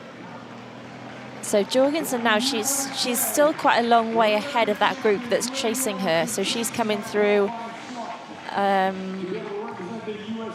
probably over a minute down now. And then the group behind her, she's still, I think, a minute to the next group as well.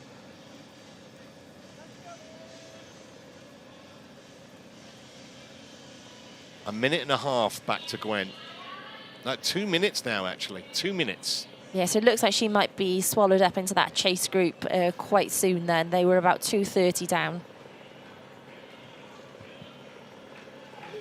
Yeah, that 5th lap just had a real effect, didn't it, on the American.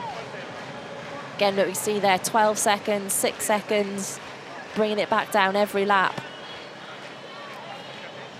Well, if they can do that over the next 2 laps, that's going to mean, what, they've got about a quarter of a minute, maybe somewhere around there, which will make things interesting. You still would say the 2 top runners outside of Gwen are in this leading group, Potter and Beaugrand. Yeah, and even with Gwen Jorgensen, we don't know how well she'd run, even if she was in the pack, off this kind of tough bike where the pace has been on, well, yet. I mean, let's say yet, because if she can get back to where she was, you know, when she was winning every race, it's maybe a different story, but we still, yeah, but the two best runners were as well. Lindeman's up there in that lead group.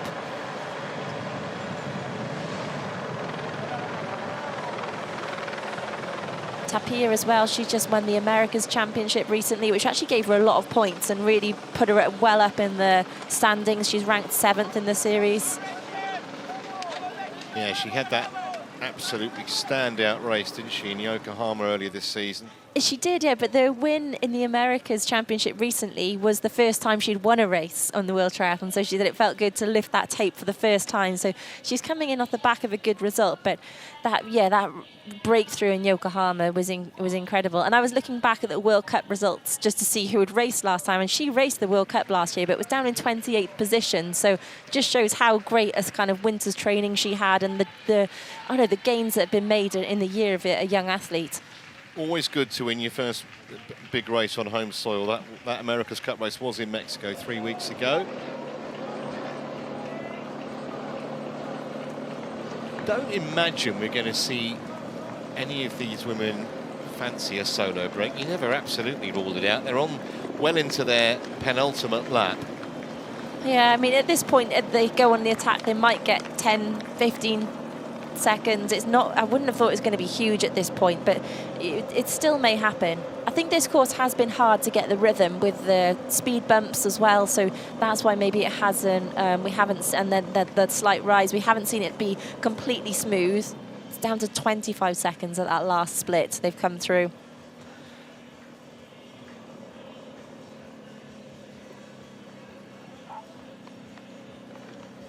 So just visually from above now, we can see that group, and the group in behind will be able to see them, and there's that huge motivation in front for them to chase down. Is Janet Couture-Bragmeier up there as well? She's really contributing to this effort. They've got a lot of strong riders on the front of this group. Again, Deron's up there, Zafiris. And Zafiris has done well because she was fighting even to get into any races at the start of this year, and now she's comfortably well up there in the top 20 ranked in the series, so has been able to prepare for these last couple of races of the season the best she can, whereas before she was having to race everything just to get the points.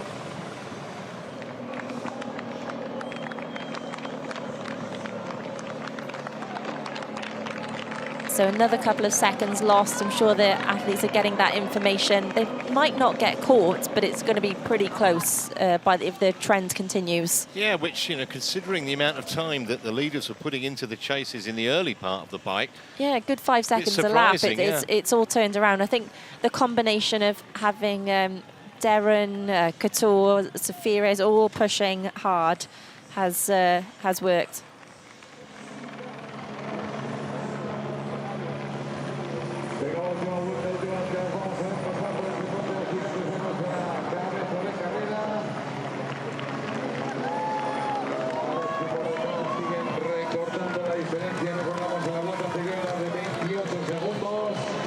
Today, this is where they maybe missed the absence of a Taylor Knibb in that front group, and the kind of the impact she can have in the front group with how well she rides. And I think the big breakaways have gone when, I mean, the other riders ride well too, but Knibb has a huge impact on these races. Well, yeah, Knibb and, I mean, Flora Duffy also, yeah, obviously of course, not yeah. here.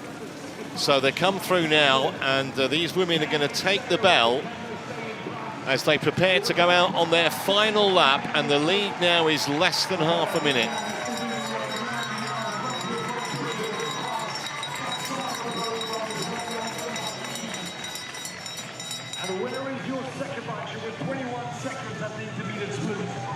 See if they've managed to put any more time into them. I think they have, yeah. It really looks like still 25 seconds. I think that's what it was at the last split as well. But it certainly will give some of these women a chance potentially to run through maybe a few in the lead group that they wouldn't have had otherwise. Yeah, especially if they manage to get it down a little bit more.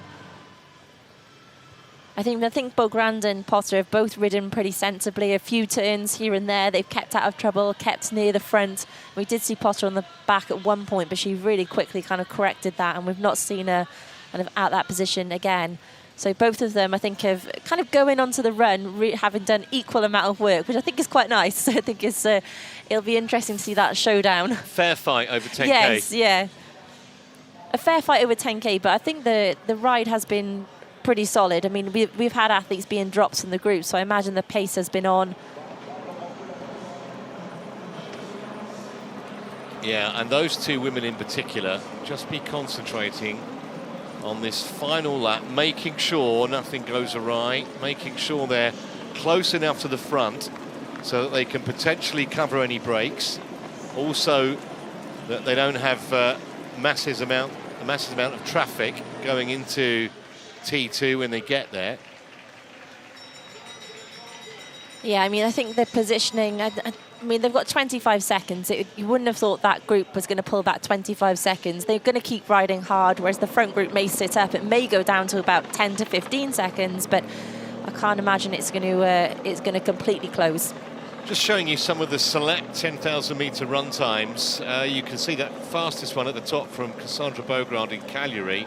Same race that she beat Potter by 16 seconds, or ran 16 seconds faster. Lombardi's run just over 33 minutes. That was in Cagliari also. Gwen Jorgensen not going to be a factor now, but a decent time for her in Valencia. And then Spivey and Klammer, that was in the test event. It's where Rachel Klammer actually had a issue, crash on the bike, so may not be able to read too much into that. But certainly Beaugrand and Potter, the quickest two women this season over 10,000 metres.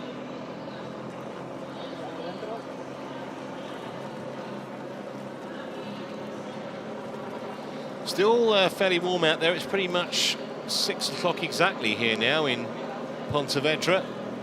And these women on the final lap of the bike.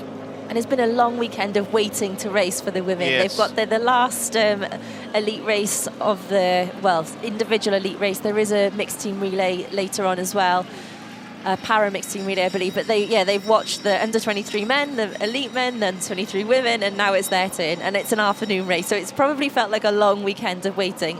A relief to get started. A whole load of age groupers as well that we passed on our walk down to the venue today. And it's Janet Couture-Bragmar on the front of that group as well, a really strong cyclist, and she's done a lot of the work to, looks like as well as Julie Darrow and De Fires to pull this group back closer. Miriam Casillas as well, she had such a good year last year, the best year she's had on the World Championship Series circuit, and a foot injury this year has really kind of derailed it, and we just haven't seen her kind of reach that kind of potential that she was showing last year. So a big incentive for her to get herself close to the front as possible. As you know, she hasn't had, she has been carrying an injury. Well, I said I didn't think that gap was going to close, but maybe it will. You never know. Yeah, sometimes you do see on the final lap, they just put in a little bit of a spurt and might be able to get themselves back or inside a 20-second deficit. Leaders well over halfway through this final lap. So we're going to find out the answer to that fairly shortly. Jorgensen just lost a minute on one lap. I'm pretty sure that would have just been sitting up and waiting for the next group, I imagine. She's with that. Just looking back at the last bits, there's about 3 minutes down. We've got Gwen Jorgensen, Annika Koch, Nicole van der Kay, Erica Ackeland's in there as well, Leonie Perriot. So that group is 3 minutes down now. Frustration, I'm sure, for Perriot, who has had a medal this year. She's always got a fast run split, but it doesn't always show because she's doing it from the chase pack. Well, here's an opportunity potentially for the Americans in that leading group, and maybe for Katie Zafiris, who's now only 20 seconds back in the chase pack. Remember, a podium will get them an Olympic spot. We know Gwen's not going to be able to get onto the podium today, but the likes of Taylor Spivey in that leading group. Yeah, and with Rappaport out, you've got Casper, Spivey, Zafiris potentially going for that podium, but it's going to be tough. There's obviously Beaugrand, there's Potter, Kate Woff had a great test event, getting inside the top 10. Kingma, we're not 100% sure on her form. Yeah. Laura Lindemann as well. So many imponderables. Yeah, Nina Eim, Lisa Tersch in that chase group as well. So a lot of strong runners, and they're all going to be heading onto the run, probably less than 20 seconds apart now. Yeah, so it's going to be a thriller, I think. Potter and Beaugrand came in as the two big guns here, with two big favourites, both in that leading group on the latter stages now of the bike. Yeah, and at this point, just positioning, getting close to the front, because once they enter the stadium, it's quite a narrow entrance, so they want to be hitting close to the front when they're approaching it, to be in that good position, because you know, even if you come off the bike first and have the same transition time, you're just getting a second or two advantage over your competitor, which is, yeah, I think is a big thing to have. Saw those in the chase group just trying to get out the shoes as we switch our focus to the leaders. Caldwell on the extreme right. He's been at the front so often in this bike stage, and Beaugrand in a very handy 5th or 6th. Make sure that you get off before the line. You don't want a 15-second time penalty to ruin your day, especially if you're going for the title. Looks like Matthias and Caldwell there just almost blocking everyone at the front, making sure they were the two that entered first. It's like a British barrier. Not blocking, but just making sure they were there. Woff as well, right at the front. Yeah, 3 Brits with Spivey there in the centre. There goes Beaugrand. So they're onto the blue carpet now. Beaugrand's going to rack her bike stand 1. Potter in stand 2.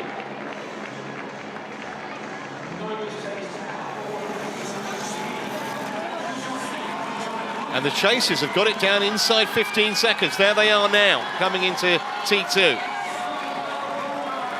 Good transition from Lombardi. Looks like she managed to get ahead. Beaugrand, I think, just behind Potter, a few seconds. I mean, Beaugrand went out at lightning speed in the test event, and it did get pulled back in, so may change her tactics slightly, but that was great riding from the chase group. They just brought it down lap after lap and really got themselves right back up there. Lombardi, Woff, Caldwell, Potter, Beaugrand, there, Casper, and further back we go. So the 2 protagonists, main protagonists for this title, pretty much right together in the early stages of this 10K run.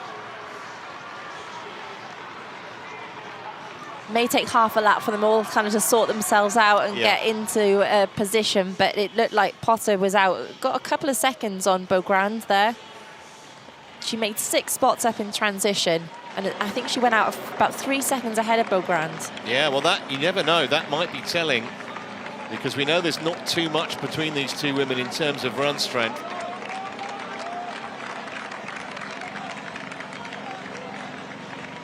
Lombardi and Kate Woff with Potter looming now. So and Kate Woff got 7th at the test event.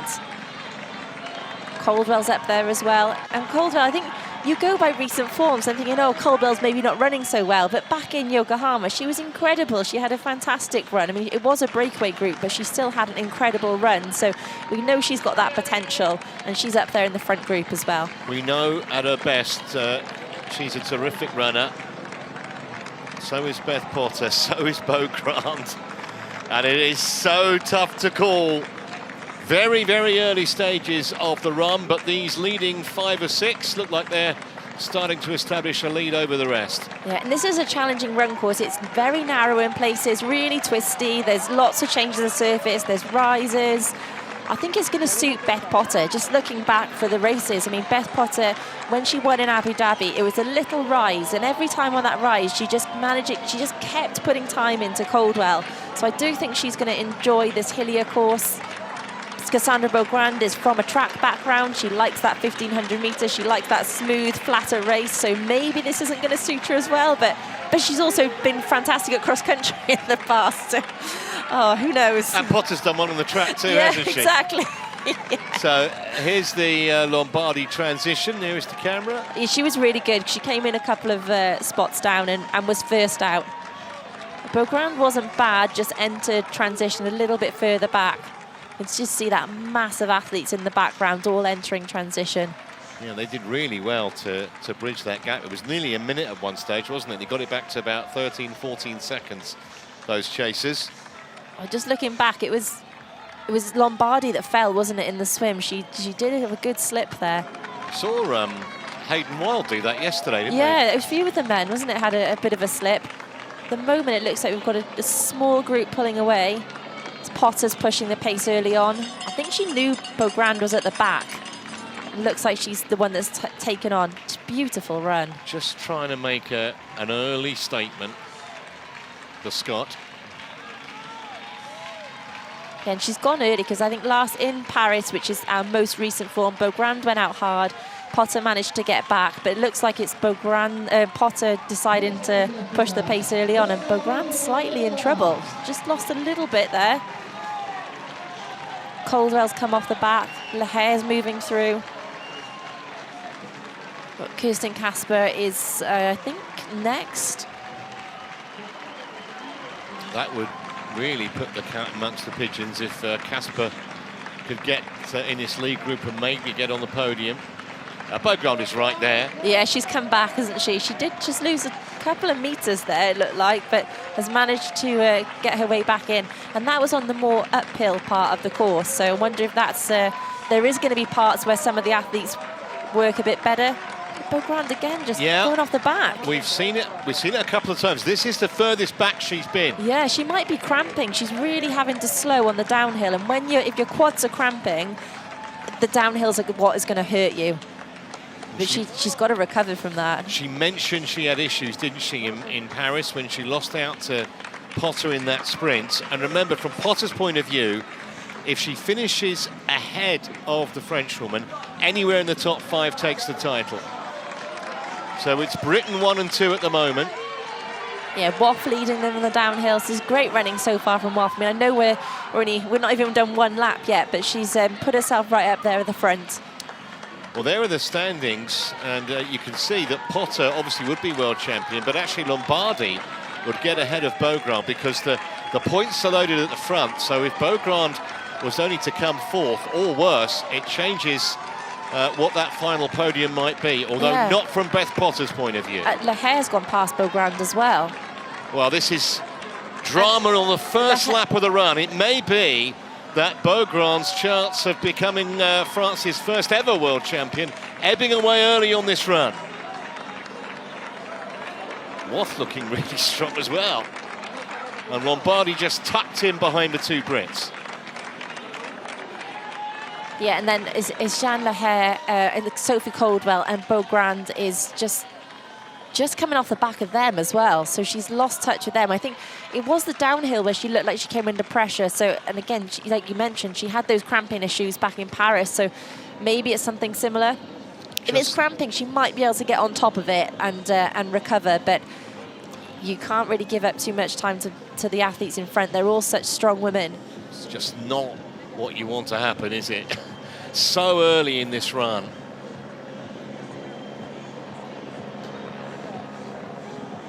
Kirsten Kasper looks to me to be the leading American back in 245, about 6th or 7th place.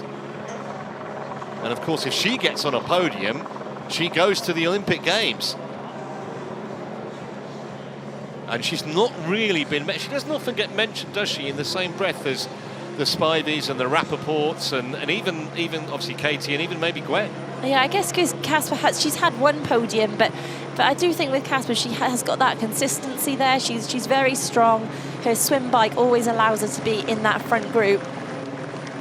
So Beaugrand looks like she's got back to Leher and Caldwell. Caldwell looking good. I'm not sure if they're gaining time on the 3 ahead, but I don't think it looks like it's getting much bigger either. Trying to see whether you reckon Beaugrand has got that running rhythm back. Moving a little more smoothly than she was a moment or so ago, but there's a bit of a gap now. And here you're going to see exactly how big it is there. Not insurmountable if she's not suffering or cramping as we suspect she might be. Yeah, 5 seconds, 5 to 8 seconds. Beaugrand back in front now. A little bit of changing of position there between them. I mean, it's really impressive from Woff, isn't it? I mean, you kind of expect Potter to be kind of charging ahead at this point, but it's Woff who's taking it on. Lombardi tucked in there. Tell you what, as well, it's giving the British selectors a bit of food for thought, isn't it? Yeah, I mean, technically no one can qualify apart from Beth Potter outright. I mean, if Beth Potter gets her podium today, then she is qualified for the Olympic Games. But a good showing here. The British selectors can discretionary select, or they can leave it to next year and put a selection race on next year. So, yeah, a good showing here today. But it would be tough to choose, especially with Georgia Taylor Brown out with injury. There's also that factor to consider as well. There's so many different subplots within the race. Yeah, so many different countries. So Kate Woff, Beth Potter and Emma Lombardi have got a bit of a gap back to Jean Leher, who's gone past Cassandre Beaugrand, and then Sophie Coldwell on the Frenchwoman's shoulder. And this is better from Coldwell than we saw back in Paris as well in the test event. There's Rachel Klammer, so she's come through from the chase group. She's looking really strong, as is Lisa Tersch. Lisa Tersch needs that top 8, but she's got the penalty. And I don't think she's served it yet. No, it hasn't come up as she's served it. Deron is just behind, a little further back, and Spivey is pretty much going backwards now, unfortunately. Oh, I know, and I know she did have that injury, so unfortunately hasn't been able to get on top of it before this race. I think the good thing for the American women who aren't in contention at this point, it seems unlikely there's going to be an American woman on the podium, so it means there's still 2 spots free. So that's positive for those athletes who haven't managed to, or come in kind of with an injury or something today. So they're on their second lap of 4. Remember, 10 kilometres this run. Beaugrand losing time to the leading trio, and at the moment, potentially losing the chance of becoming world champion as well. But if she has got an issue she can recover from, you certainly wouldn't rule her out. No, it's 6 seconds when they came through for their first lap. There's Spivey, Casillas there, Lopez, who was initially in that front group. Claire Michel running well too. She's going well up there. So Woff still pushing the pace. So Woff was World Under-23 champion last year.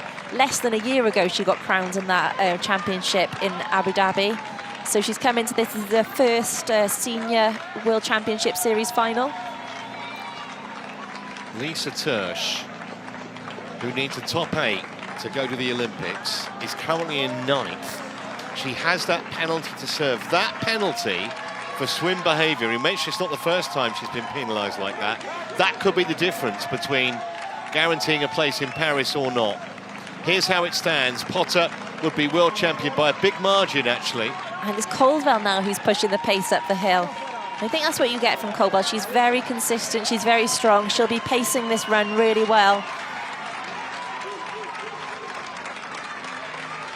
Trying to close down that gap. I mean, it's not much, 5, 6 seconds. It's not huge. She's using the uphills. Athletes who are more comfortable on the uphills, some are more comfortable on the downhills, and you've got to use those skills to your advantage. Beaugrand trying to use Sophie Coldwell, just trying to stay with her and keep in contact with the leading 3. Jean Leher just dropped back a little bit.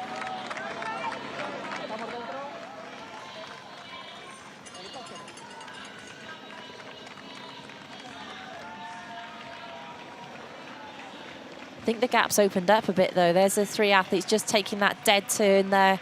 We see further back, yeah, it's opened up. It was on that 5 seconds, but I think those front 3 are pulling away.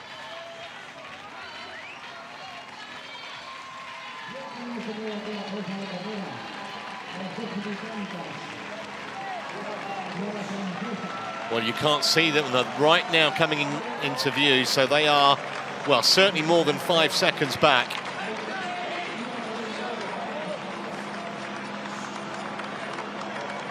Kate Woff was not the Brit I expected to be at the front pushing the pace, but I'm loving it. I think it's like great to see kind of the younger athletes coming up and really kind of go into the front and showing that no fear, isn't it?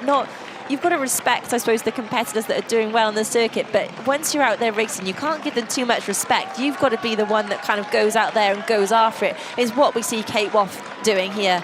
It's really exciting to see from the younger athletes coming up. She's 24, so say this first senior championship, and she's the one who's leading it. She's the one who's dictating the pace. Yeah, and she looked really good on that little downhill section, which, you know, can catch some runners out. She looked really adept at dealing with that. Potter's on the shoulder, Lombardi not letting the 2 Brits get away, but the gap between those 3 and the rest is growing, and the problems for Cassandre Beaugrand growing by the minute almost. Yeah, I mean, we can't see Beaugrand, but it was definitely on the downhill where she struggled on that first lap, so it'll be interesting to see whether the same thing happens if she loses further time. No, it looks like she looks a little bit more comfortable this time, but she's still not gaining any time back. Just wonder, don't you, if the damage has been done on that first lap. Potter exactly where she wants to be. Yeah, she looks comfortable. She looks with what you wonder if she's kind of waiting just to make that move, which is what she did back in Abu Dhabi. That was right at the start of the season. In Paris, it did come down right down to the end. And that race that she won in Paris was the first Olympic distance triathlon that she won at top level. Well, she's good at all distances, isn't she? Yep. She's really, and that's that maturity, that confidence we've seen. She just becomes such a great athlete, and there's no one really can say now, oh, she's a runner. She's the one that's coming. No, she's always there in the swim. She was there in the bike. She didn't let anyone get away. Kind of covered all the moves that happened. And a top 3 would not only win her the title, assuming that Beaugrand doesn't get back with them, but would also, of course, guarantee her a place at the Olympic Games. Podium at the test event, podium grand final was the British criteria for qualification, and she looks like she's about to achieve it. Beaugrand not making any, maybe she's got a fraction closer. It's hard to tell because that camera angle sometimes foreshortens. Yeah. The last split was 11 seconds, so right. it did go out, but I mean, we'll have to see when they come back round for lap 2 where they are. It looks like even just looking further back down the course, you've got Tersh and Deron who are running together. Noelia Juan there from Spain, she's the top Spanish at the moment. So that's always good, it's going to get the crowds cheering, and there's so many crowds out to watch. Just look at them as they're running down there. Lots of support for all of the athletes. Go back a little bit further, you can see Jean Lair currently in 6th place, and then a little group which includes the likes of Julie Deron.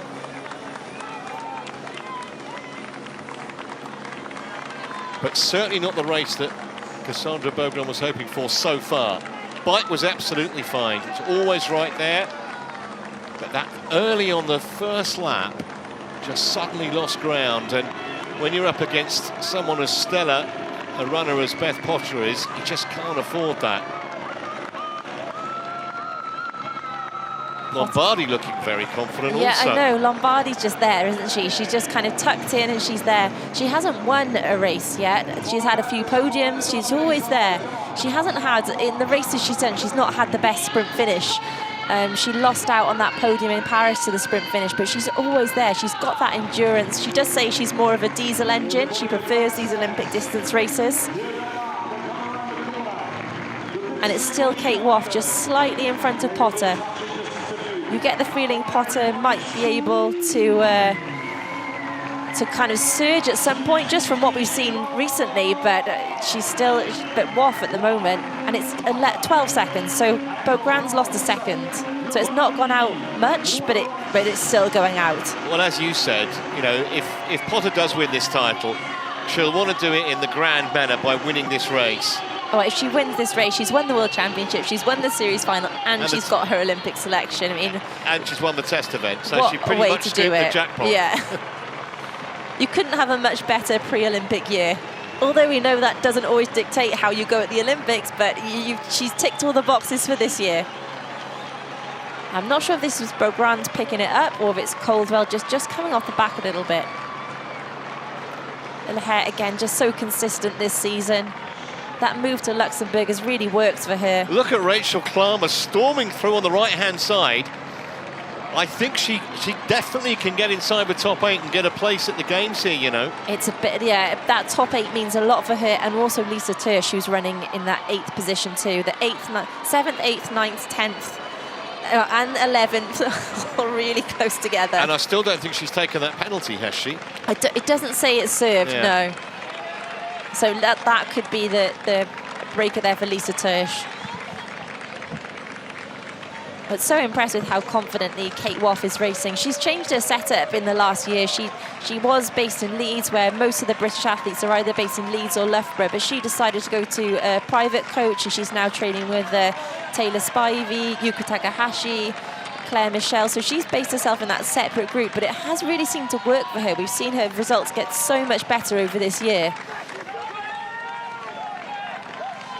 Well, it's going to be her best World Series performance by a distance. Whatever happens from here, you would think.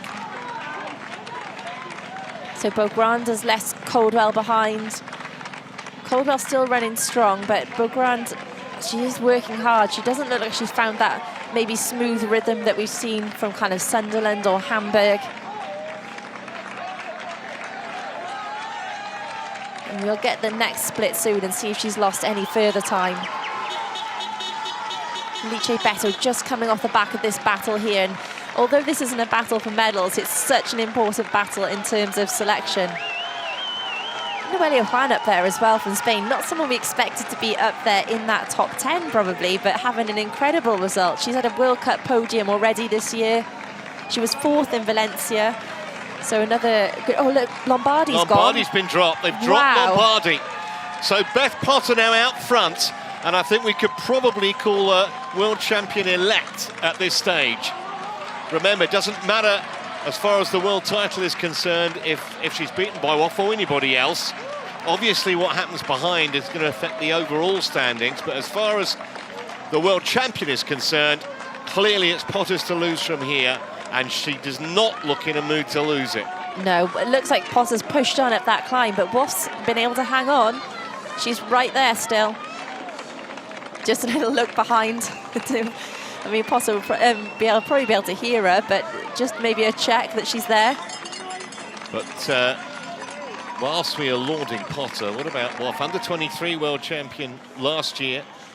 Clearly now made the transition to the elites and potentially in line for her first ever medal at this level.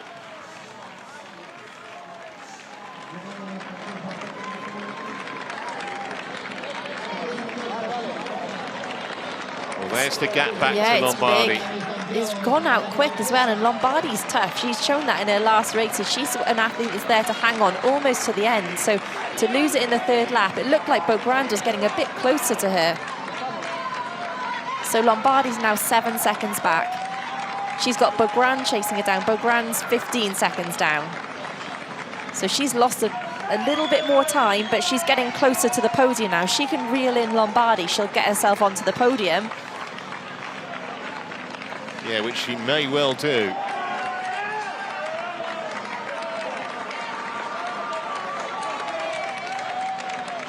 So there's Beaugrand. So Caldwell's lost a bit of ground. Caldwell's got that battle behind her, which is the Tersch, Klammer, Deron battle, which there's about 4 or 5 of them very close. Lehair's gone backwards. Yeah, if Beaugrand stays in 4th, looks to me like she's going to come 2nd overall. And there's Tersch, Deron, Klammer. So they're the athletes that are chasing down Caldwell currently. Yeah, so Klammer with that top 8 spot in sight to get her to Paris. Remember, she was 4th in Tokyo at the last Olympics. And these little stories within the main story, which is that Beth Potter, on her penultimate lap, poised to become world champion here, barring accident, injury, or anything else disastrous.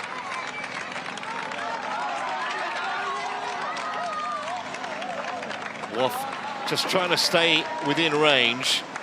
Yeah. Beaugrand, there is the as it stands. So at the moment, that would be the 1, 2, 3, as if things stay as they are. And you can see Beaugrand's got a little bit of breathing space now.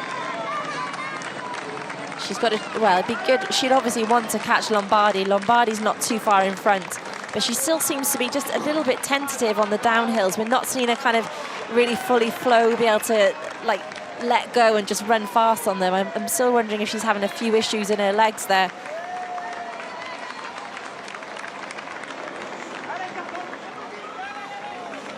And the gap's opened up. We thought Potter was pushing on, and it's the first time we've seen daylight. Yeah, there's a little telling gap there between Potter and Woff.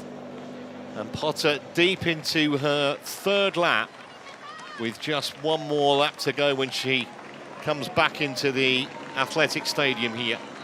Lombardi keeping going in 3rd, Beaugrand in behind her, and then Sophie Caldwell, but the likes of Klammer gaining on the Brit. And Woff's doing well, she's hanging tough, but it looks like that gap's gone out a little bit now. Lombardi not giving up behind either. She knows she's got to try and keep that position, but she knows as well that Beaugrand is close behind her. She's going to want to, she's had a couple of fourths this year as well. That fourth in Paris, she's not going to want another one. But look at Beth Potter. She's just, she's made her move, and it looks like she's just getting further and further away at this point. Yeah, Lombardi looking just like she's struggling a little bit, and Beaugrand is making up ground on her fellow countrywoman. And she's got more than a lap to get past her. She's not going to get past Beth Potter unless something quite extraordinary happens on the last lap or so.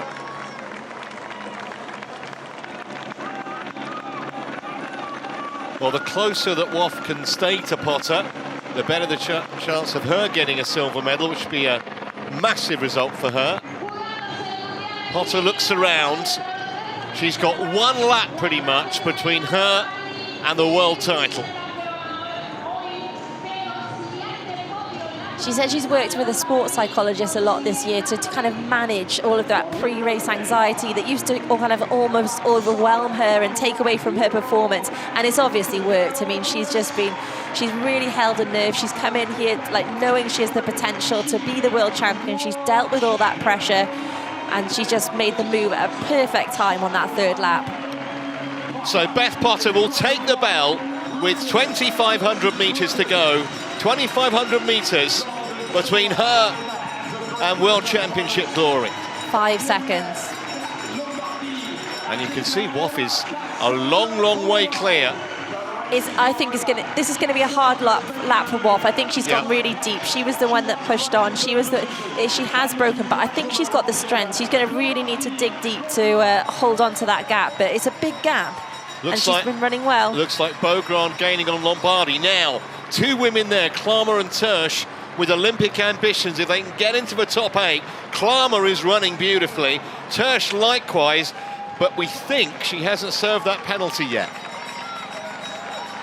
No, I don't think she has, because she hasn't fallen behind. So, and at this point, Potter, she just looks like she's going further and further away. What a magnificent feeling this must be. And in front of these crowds as well. This is an amazing place to win your World Championships. All of these people cheering. There's a lot of British age groupers here. They've all come out to watch. Her dad was a competitive runner. Her sister's a running coach. We mentioned she made the transition to triathlon from 10,000 metre running only back in 2017. It's proved to be a very wise decision. Beaugrand has got past Lombardi, so it looks like maybe Beaugrand is going to at least get the consolation of a bronze medal in this race and second overall in the series. There you see it.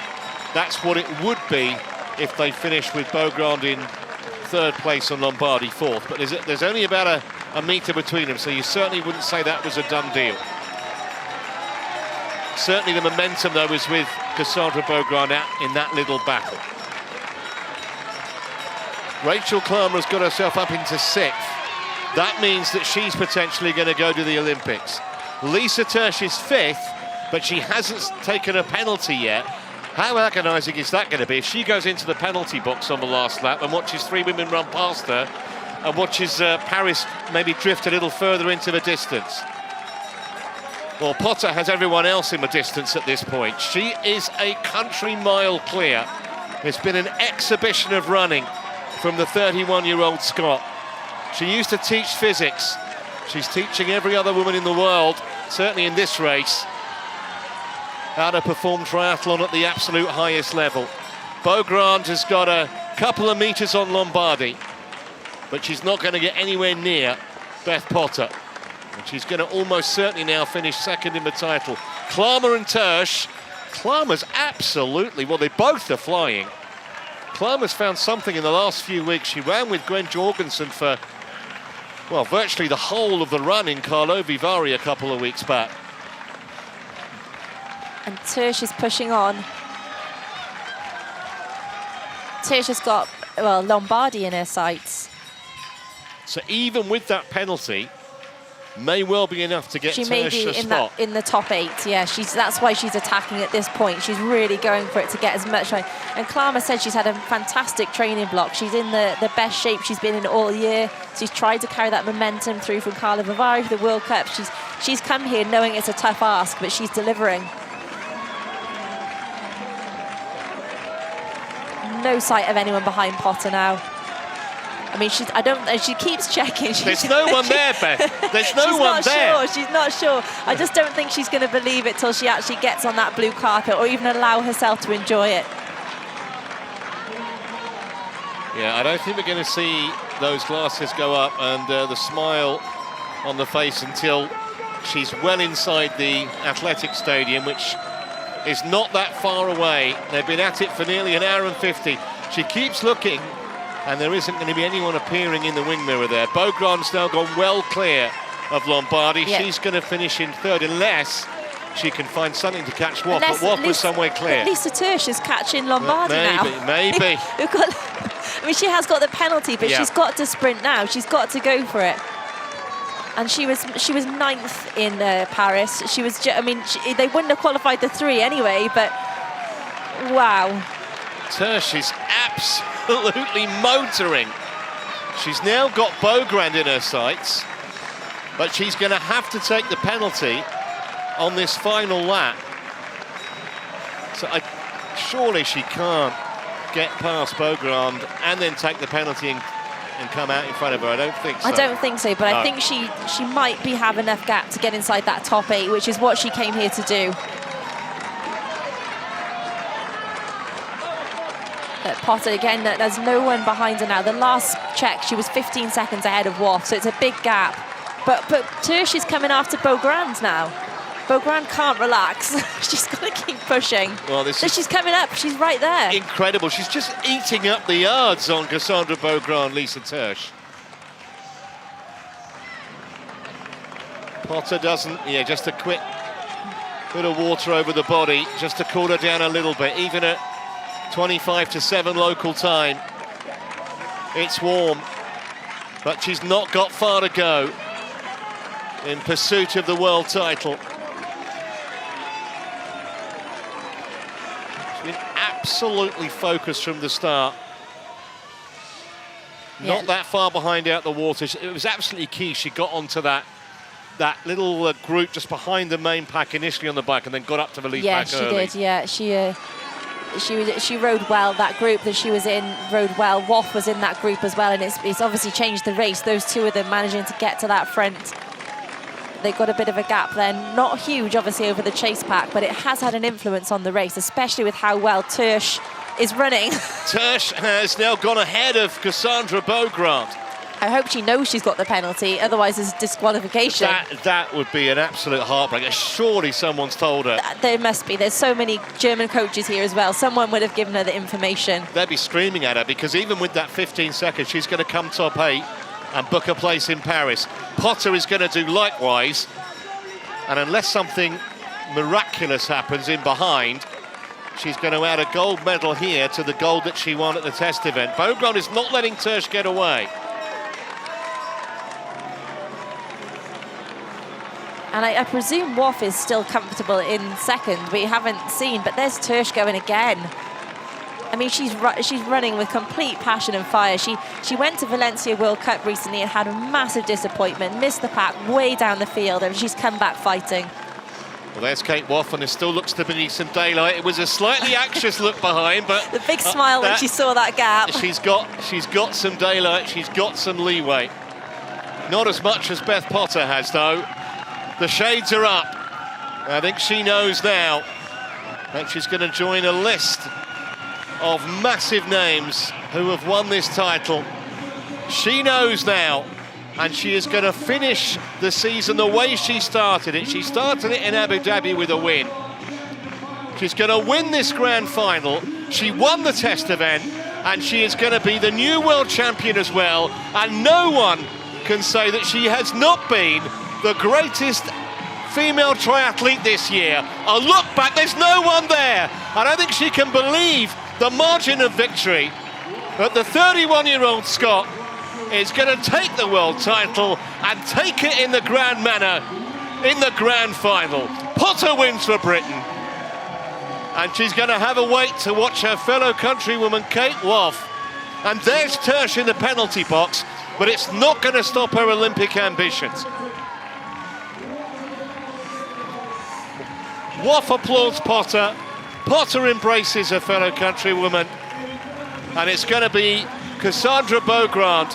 It's going to be bittersweet for the Frenchwoman.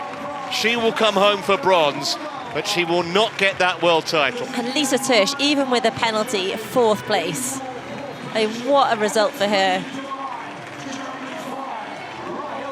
Tears for the new world champion. That's fantastic for Tersch. She will qualify for Paris, and so will Rachel Klammer in behind. Such a popular competitor. I think she's overcome as well. Caldwell, a good finish again.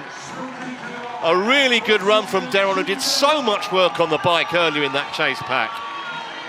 And that is your top 8.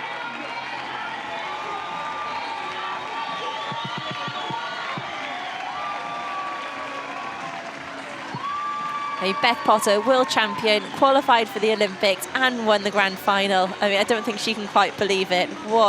Just see the emotion there on her face.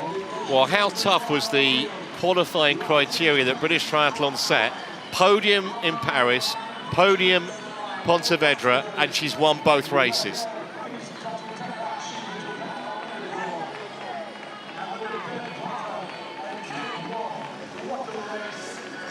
Well, there are stories wherever you look here, because it looks now as though we know the 3 German women who are going to be in Paris, because Lindemann and Eim had already qualified.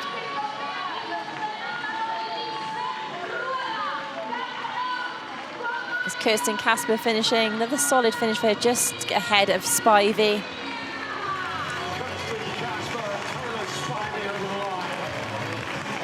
Wow, some great finishings there as well.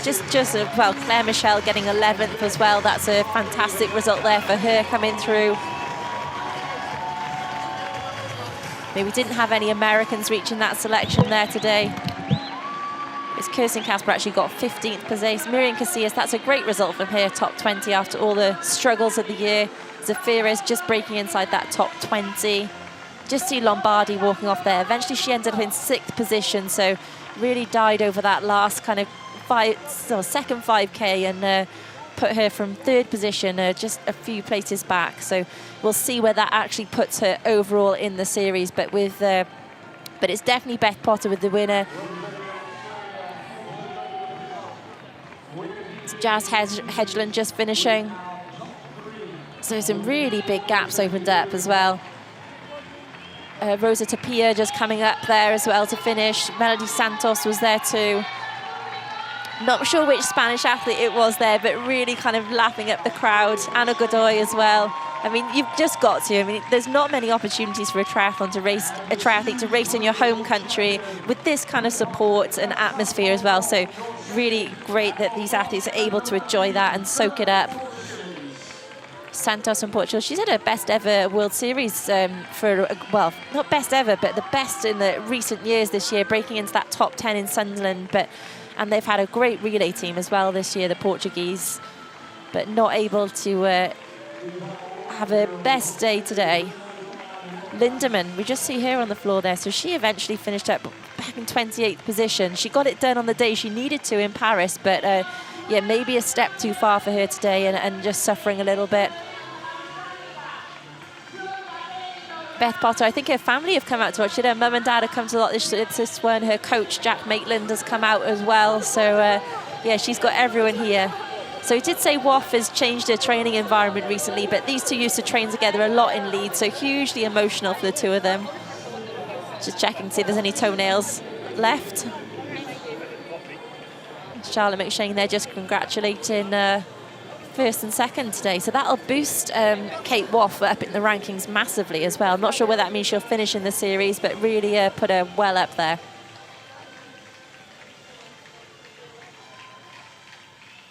And here is the confirmation of the top 10 results. It was Beth Potter, eventually 18 seconds ahead of Woff. Beaugrand managing to get that 3rd place. Lisa Tersch with that penalty, incredible in 4th. Kalama 5th selection, Lombardi 6th, Coldwell 7th, Deron 8th, Noelia Juan, top Spanish athlete, and a big improvement for her, and Alice Beto getting 10th as well in her return to the series. And just a bit further down, they've got the top 20 there. Big improvement there for Claire Michelle and her results. Jeanne Leher faded a little bit.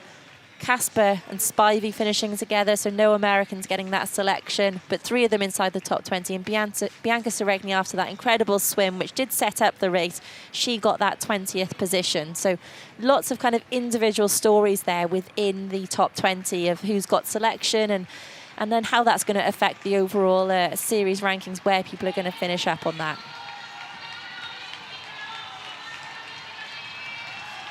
Just a shot there overall, plenty of crowds still hanging around here, and I'm sure we'll get plenty watching the podium presentation, which will be coming up shortly as well.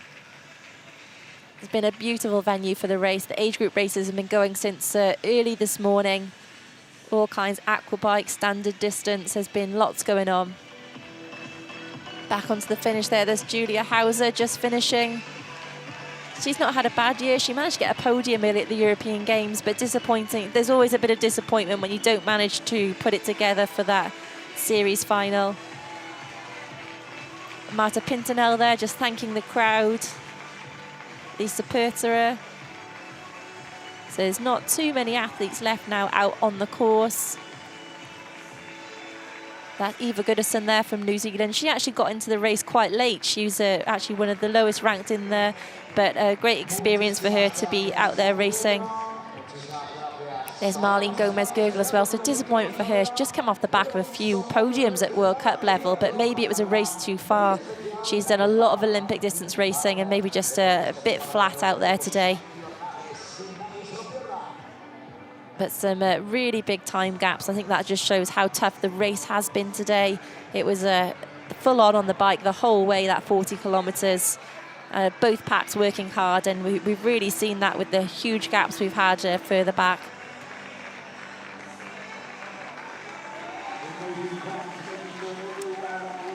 Okay, we're going to go down to Trevor, who has an interview with the athletes who finished up there on the podium, and our new world champion, Beth Potter.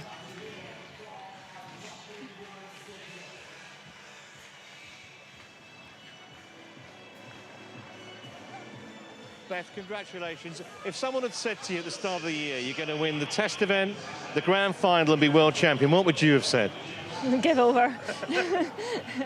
Yeah, I don't think I would have believed him, but yeah, this has been a dream season, and I'm a bit lost for words, to be honest.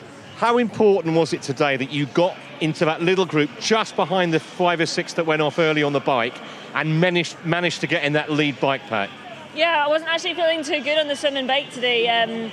So yeah, I had to kind of work quite hard, and I tried to be as smart as possible, but I just bided my time, and I was beginning to feel better and better throughout the race, and yeah, I just backed myself and just believed in all my training, and yeah, trusted my ability in that last 10k. I mean, it looked like you were really comfortable on the run.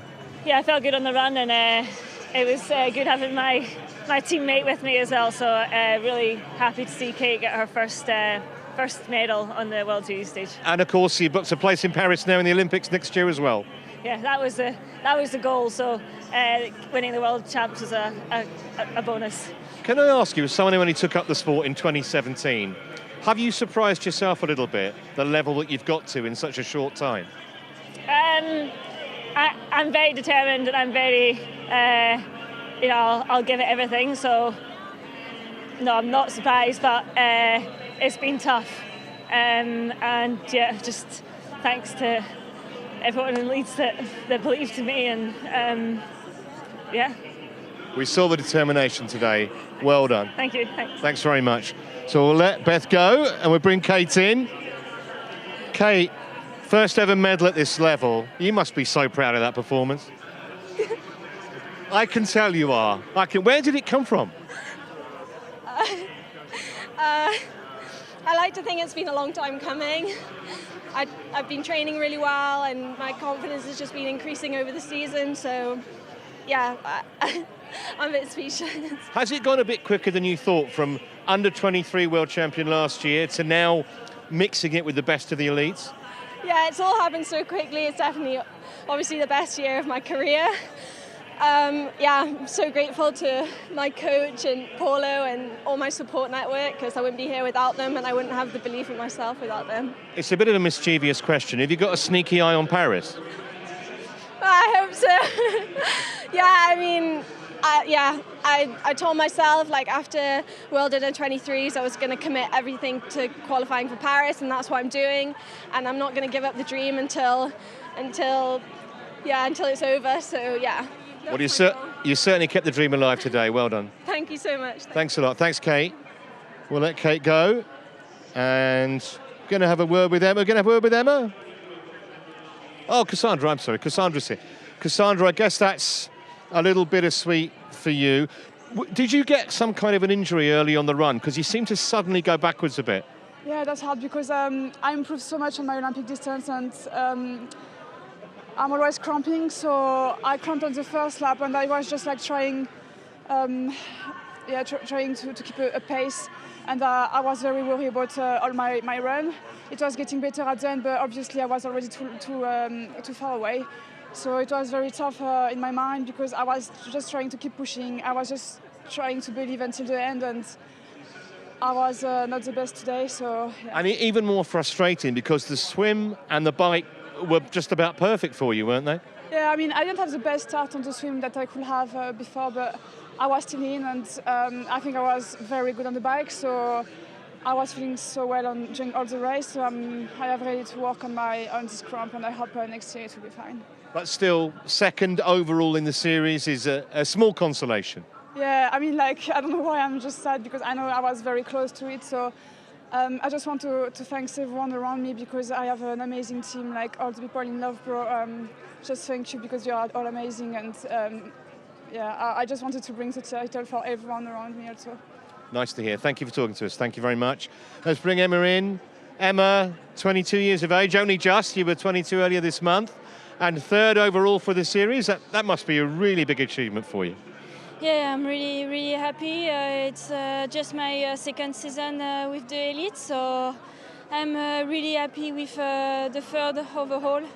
But of course, a bit disappointing for the place today for the race. But yeah, we take the positive with the podium overall. And you have the determination and the desire to start next season well and try and make sure you get to Paris for the Olympics.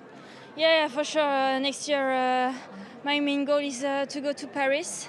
So I will do my best, and yeah, I will train more, train harder, and to be here for Paris in July. We've enjoyed watching you this season. Well done today. Thank you. Thanks very much. Thanks, Emma. I think Beth was almost in a semi-state of shock there, wasn't she? Yeah, and I love the emotion that's being shown in all the interviews. You just see what it means to Potter to win that. Kate Woff to get that first big podium, and also the disappointment there for Beaugrand, who just ultimately just fell short of her own high expectations today. So there's confirmation of how the series finished up. Potter, top of the tree. Beaugrand doing enough today to finish second despite the cramping, and Emma Lombardi, the 22-year-old, on the podium with bronze overall. A little bit further down, we didn't see too much of Georgia Taylor-Brown in the latter half of the season with that injury. Rachel Klammer, top 15. Nib not here today, obviously. And Julie Derron just sneaking into the top 20. She had a great bike and run today, Julie. Yeah, she did, and she was one of the big reasons that pack got close. There were a lot of women riding hard in that second pack, but she was really front and centre of that.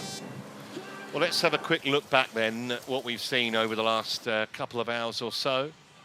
And in the swim, unlike in the men's race, most of those we expected to be there were there. And Beth said, didn't she, how important it was to get out of the water and get somewhere close to the bike leaders early, and that actually proved one of the keys to her victory today. Yeah, it did. She was a little bit off, but obviously managed to bike her way back onto that front group, and it was that group was gaining time, wasn't it, on the chasers nearly all the way through, and then the table seemed to turn, and the chase pack just really pushed on, and some people came under pressure with that pace that was applied. Yeah, not a great day for the Americans. Summer Rappaport, we saw there, was injured. Gwen Jorgensen was spat out the back of the chase group. And then on the run, well, it was just the Beth Potter story, really. Brilliant from Tersch and Klammer. Both of those have been qualified for the Olympics today. But Potter, world champion with victory in the grand final. And just overcome initially by the enormity of the moment, and that's totally understandable.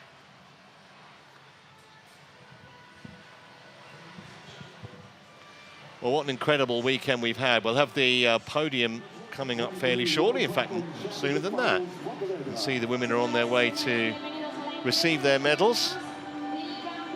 Huge day for Kate Woff today.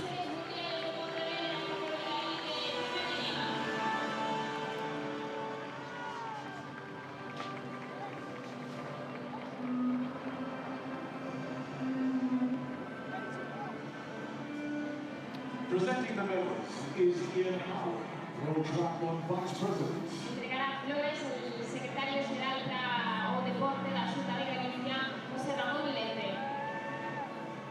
In third place, and the winner of the bronze medal, representing France, Cassandre Beaugrand. Well, despite the cramping, gets herself onto that podium. You could hear the disappointment in her voice when we spoke to her. But it's a medal.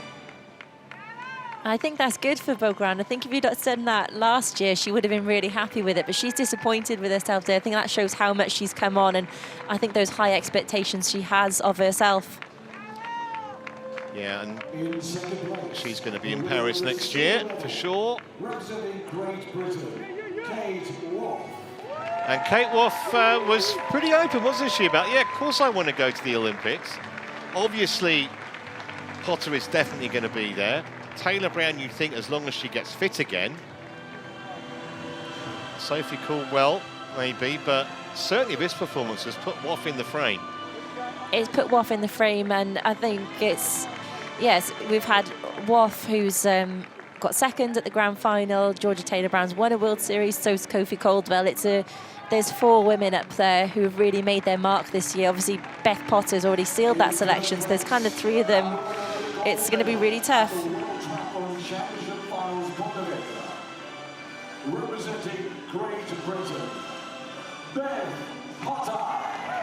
Another brilliant win for Potter, who is fast becoming potentially the woman to beat in Paris next year, especially bearing in mind that she's already won in the French capital this time around.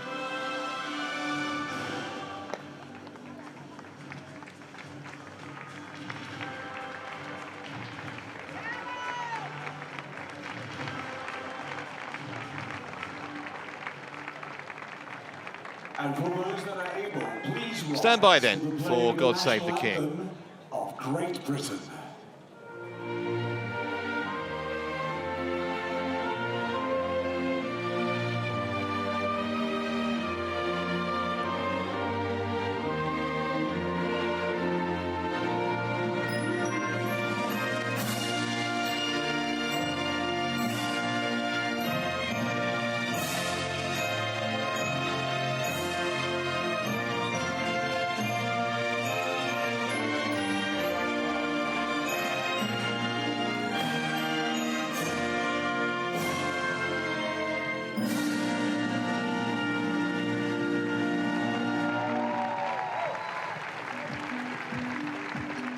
What an incredible race, and what appropriate celebrations.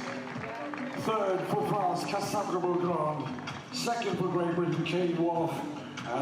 So they're going to take a few photos, and then we'll have the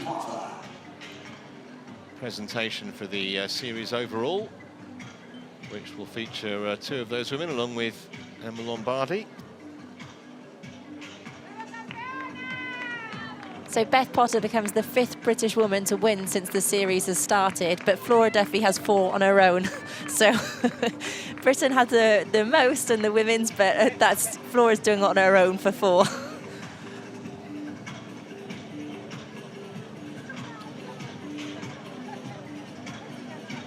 Yeah, disappointment yesterday for Great Britain in the men's race, but certainly not the case today. Overall world champion and first and second in the grand final.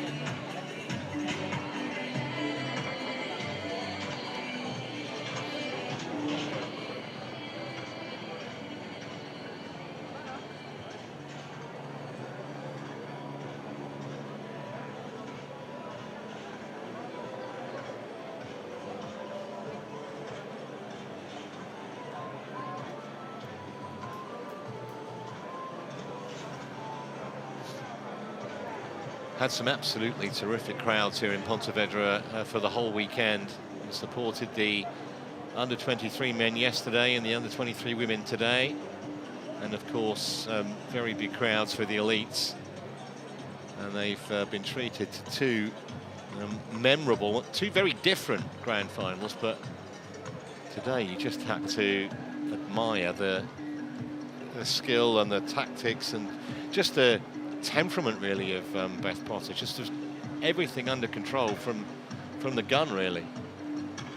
Yeah, I think the mental strength to turn up as, I mean, she wasn't ranked first. Beaugrand came in with the #1 on her, but I'd say is one of the favourites. She won the test event, so coming in, I think with that, I think it's amazing to go out there and deliver. It's hard to do. To the World Triathlon Championship Series rankings, we are now pleased to crown the 2023 World Triathlon Championship Series champions.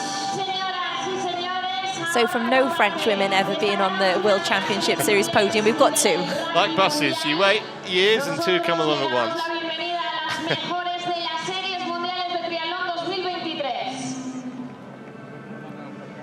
Presenting the 2023 World Triathlon Championship Series medals is Marisol Casado, World Triathlon President and IOC member.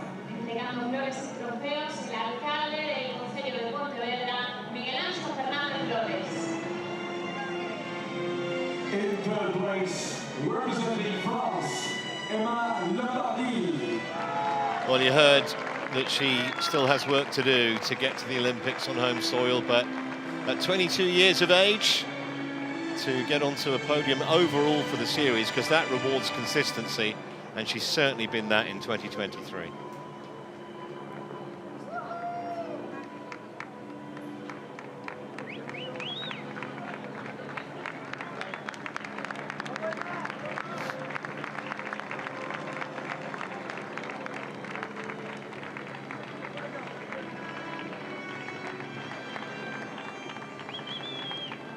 In second place, representing France, Cassandre Beaugrand.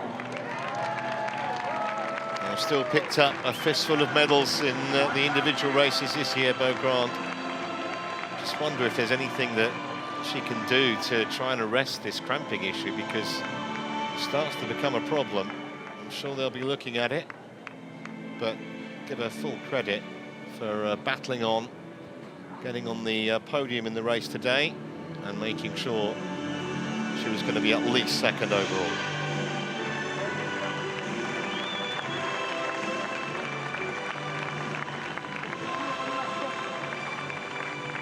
In first place, and the new World Triathlon Champion, representing Great Britain, Beth Potter.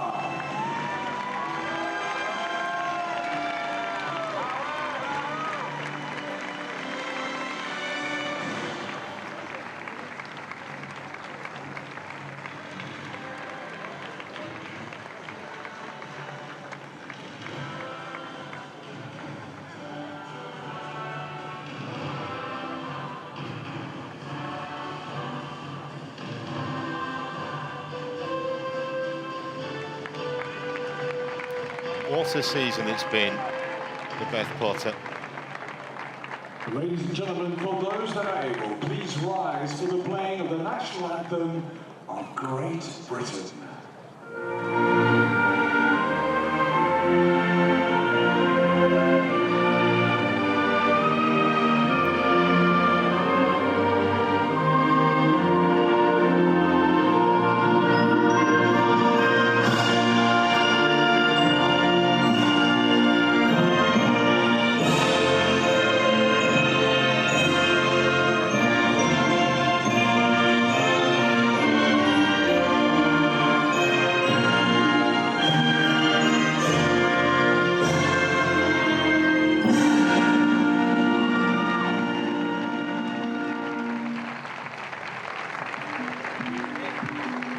Congratulations to Emma Lombardi, Cassandre Beaugrand, and your world champion, Beth. Well, what a brilliant display it was from Potter, and it caps off a terrific weekend here in Pontevedra. So they're going to pose for a couple more photos, and then we're going to spray some busy stuff around. Best of the world for 2023.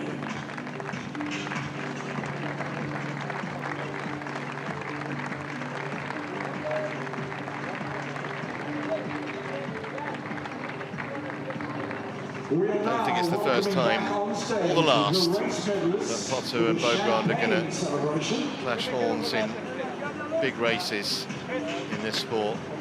And the champagne will be presented by ASIC's Global Sports Marketing Division, Ryan Montgomery. Just about old enough to open there, Emma Lombardi. Yeah, just, well, I guess old enough in the UK. I'm not sure what Spanish laws are. Here But we are. Champagne showers have begun. Kate Walk was tremendous, wasn't she, today? And it was really telling in her interview. She was just, I think she was just a bit overcome by the whole kind of occasion, and maybe, I think, surprised herself with how well she did today. yeah, that first big step up, wasn't it? I'm sure we'll see her on many more podiums. Well, that is just about all we have for you from Pontevedra today. I hope you've enjoyed our coverage today and yesterday, of course, for that dramatic men's final, and indeed for the whole season. I hope you enjoyed it as much as we enjoy bringing it to you. We will return in the new year as the season starts again, and of course it's Olympic year as well in 2024. But for now, for myself, Trevor Harris, for Helen Jenkins, and all the people that you never hear behind the scenes, our directors and producers and vision mixers and sound guys, but without whom, frankly, none of this would ever work. From all of us in Pontevedra, see you next year. Bye-bye. Tenía muchas papeletas para conseguirlo, me lo ha confirmado.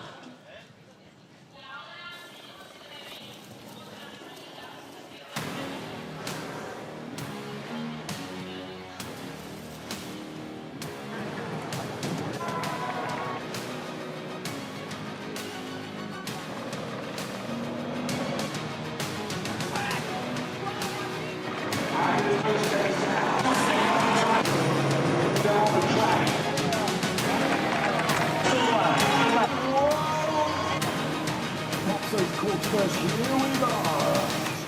The champagne showers have begun.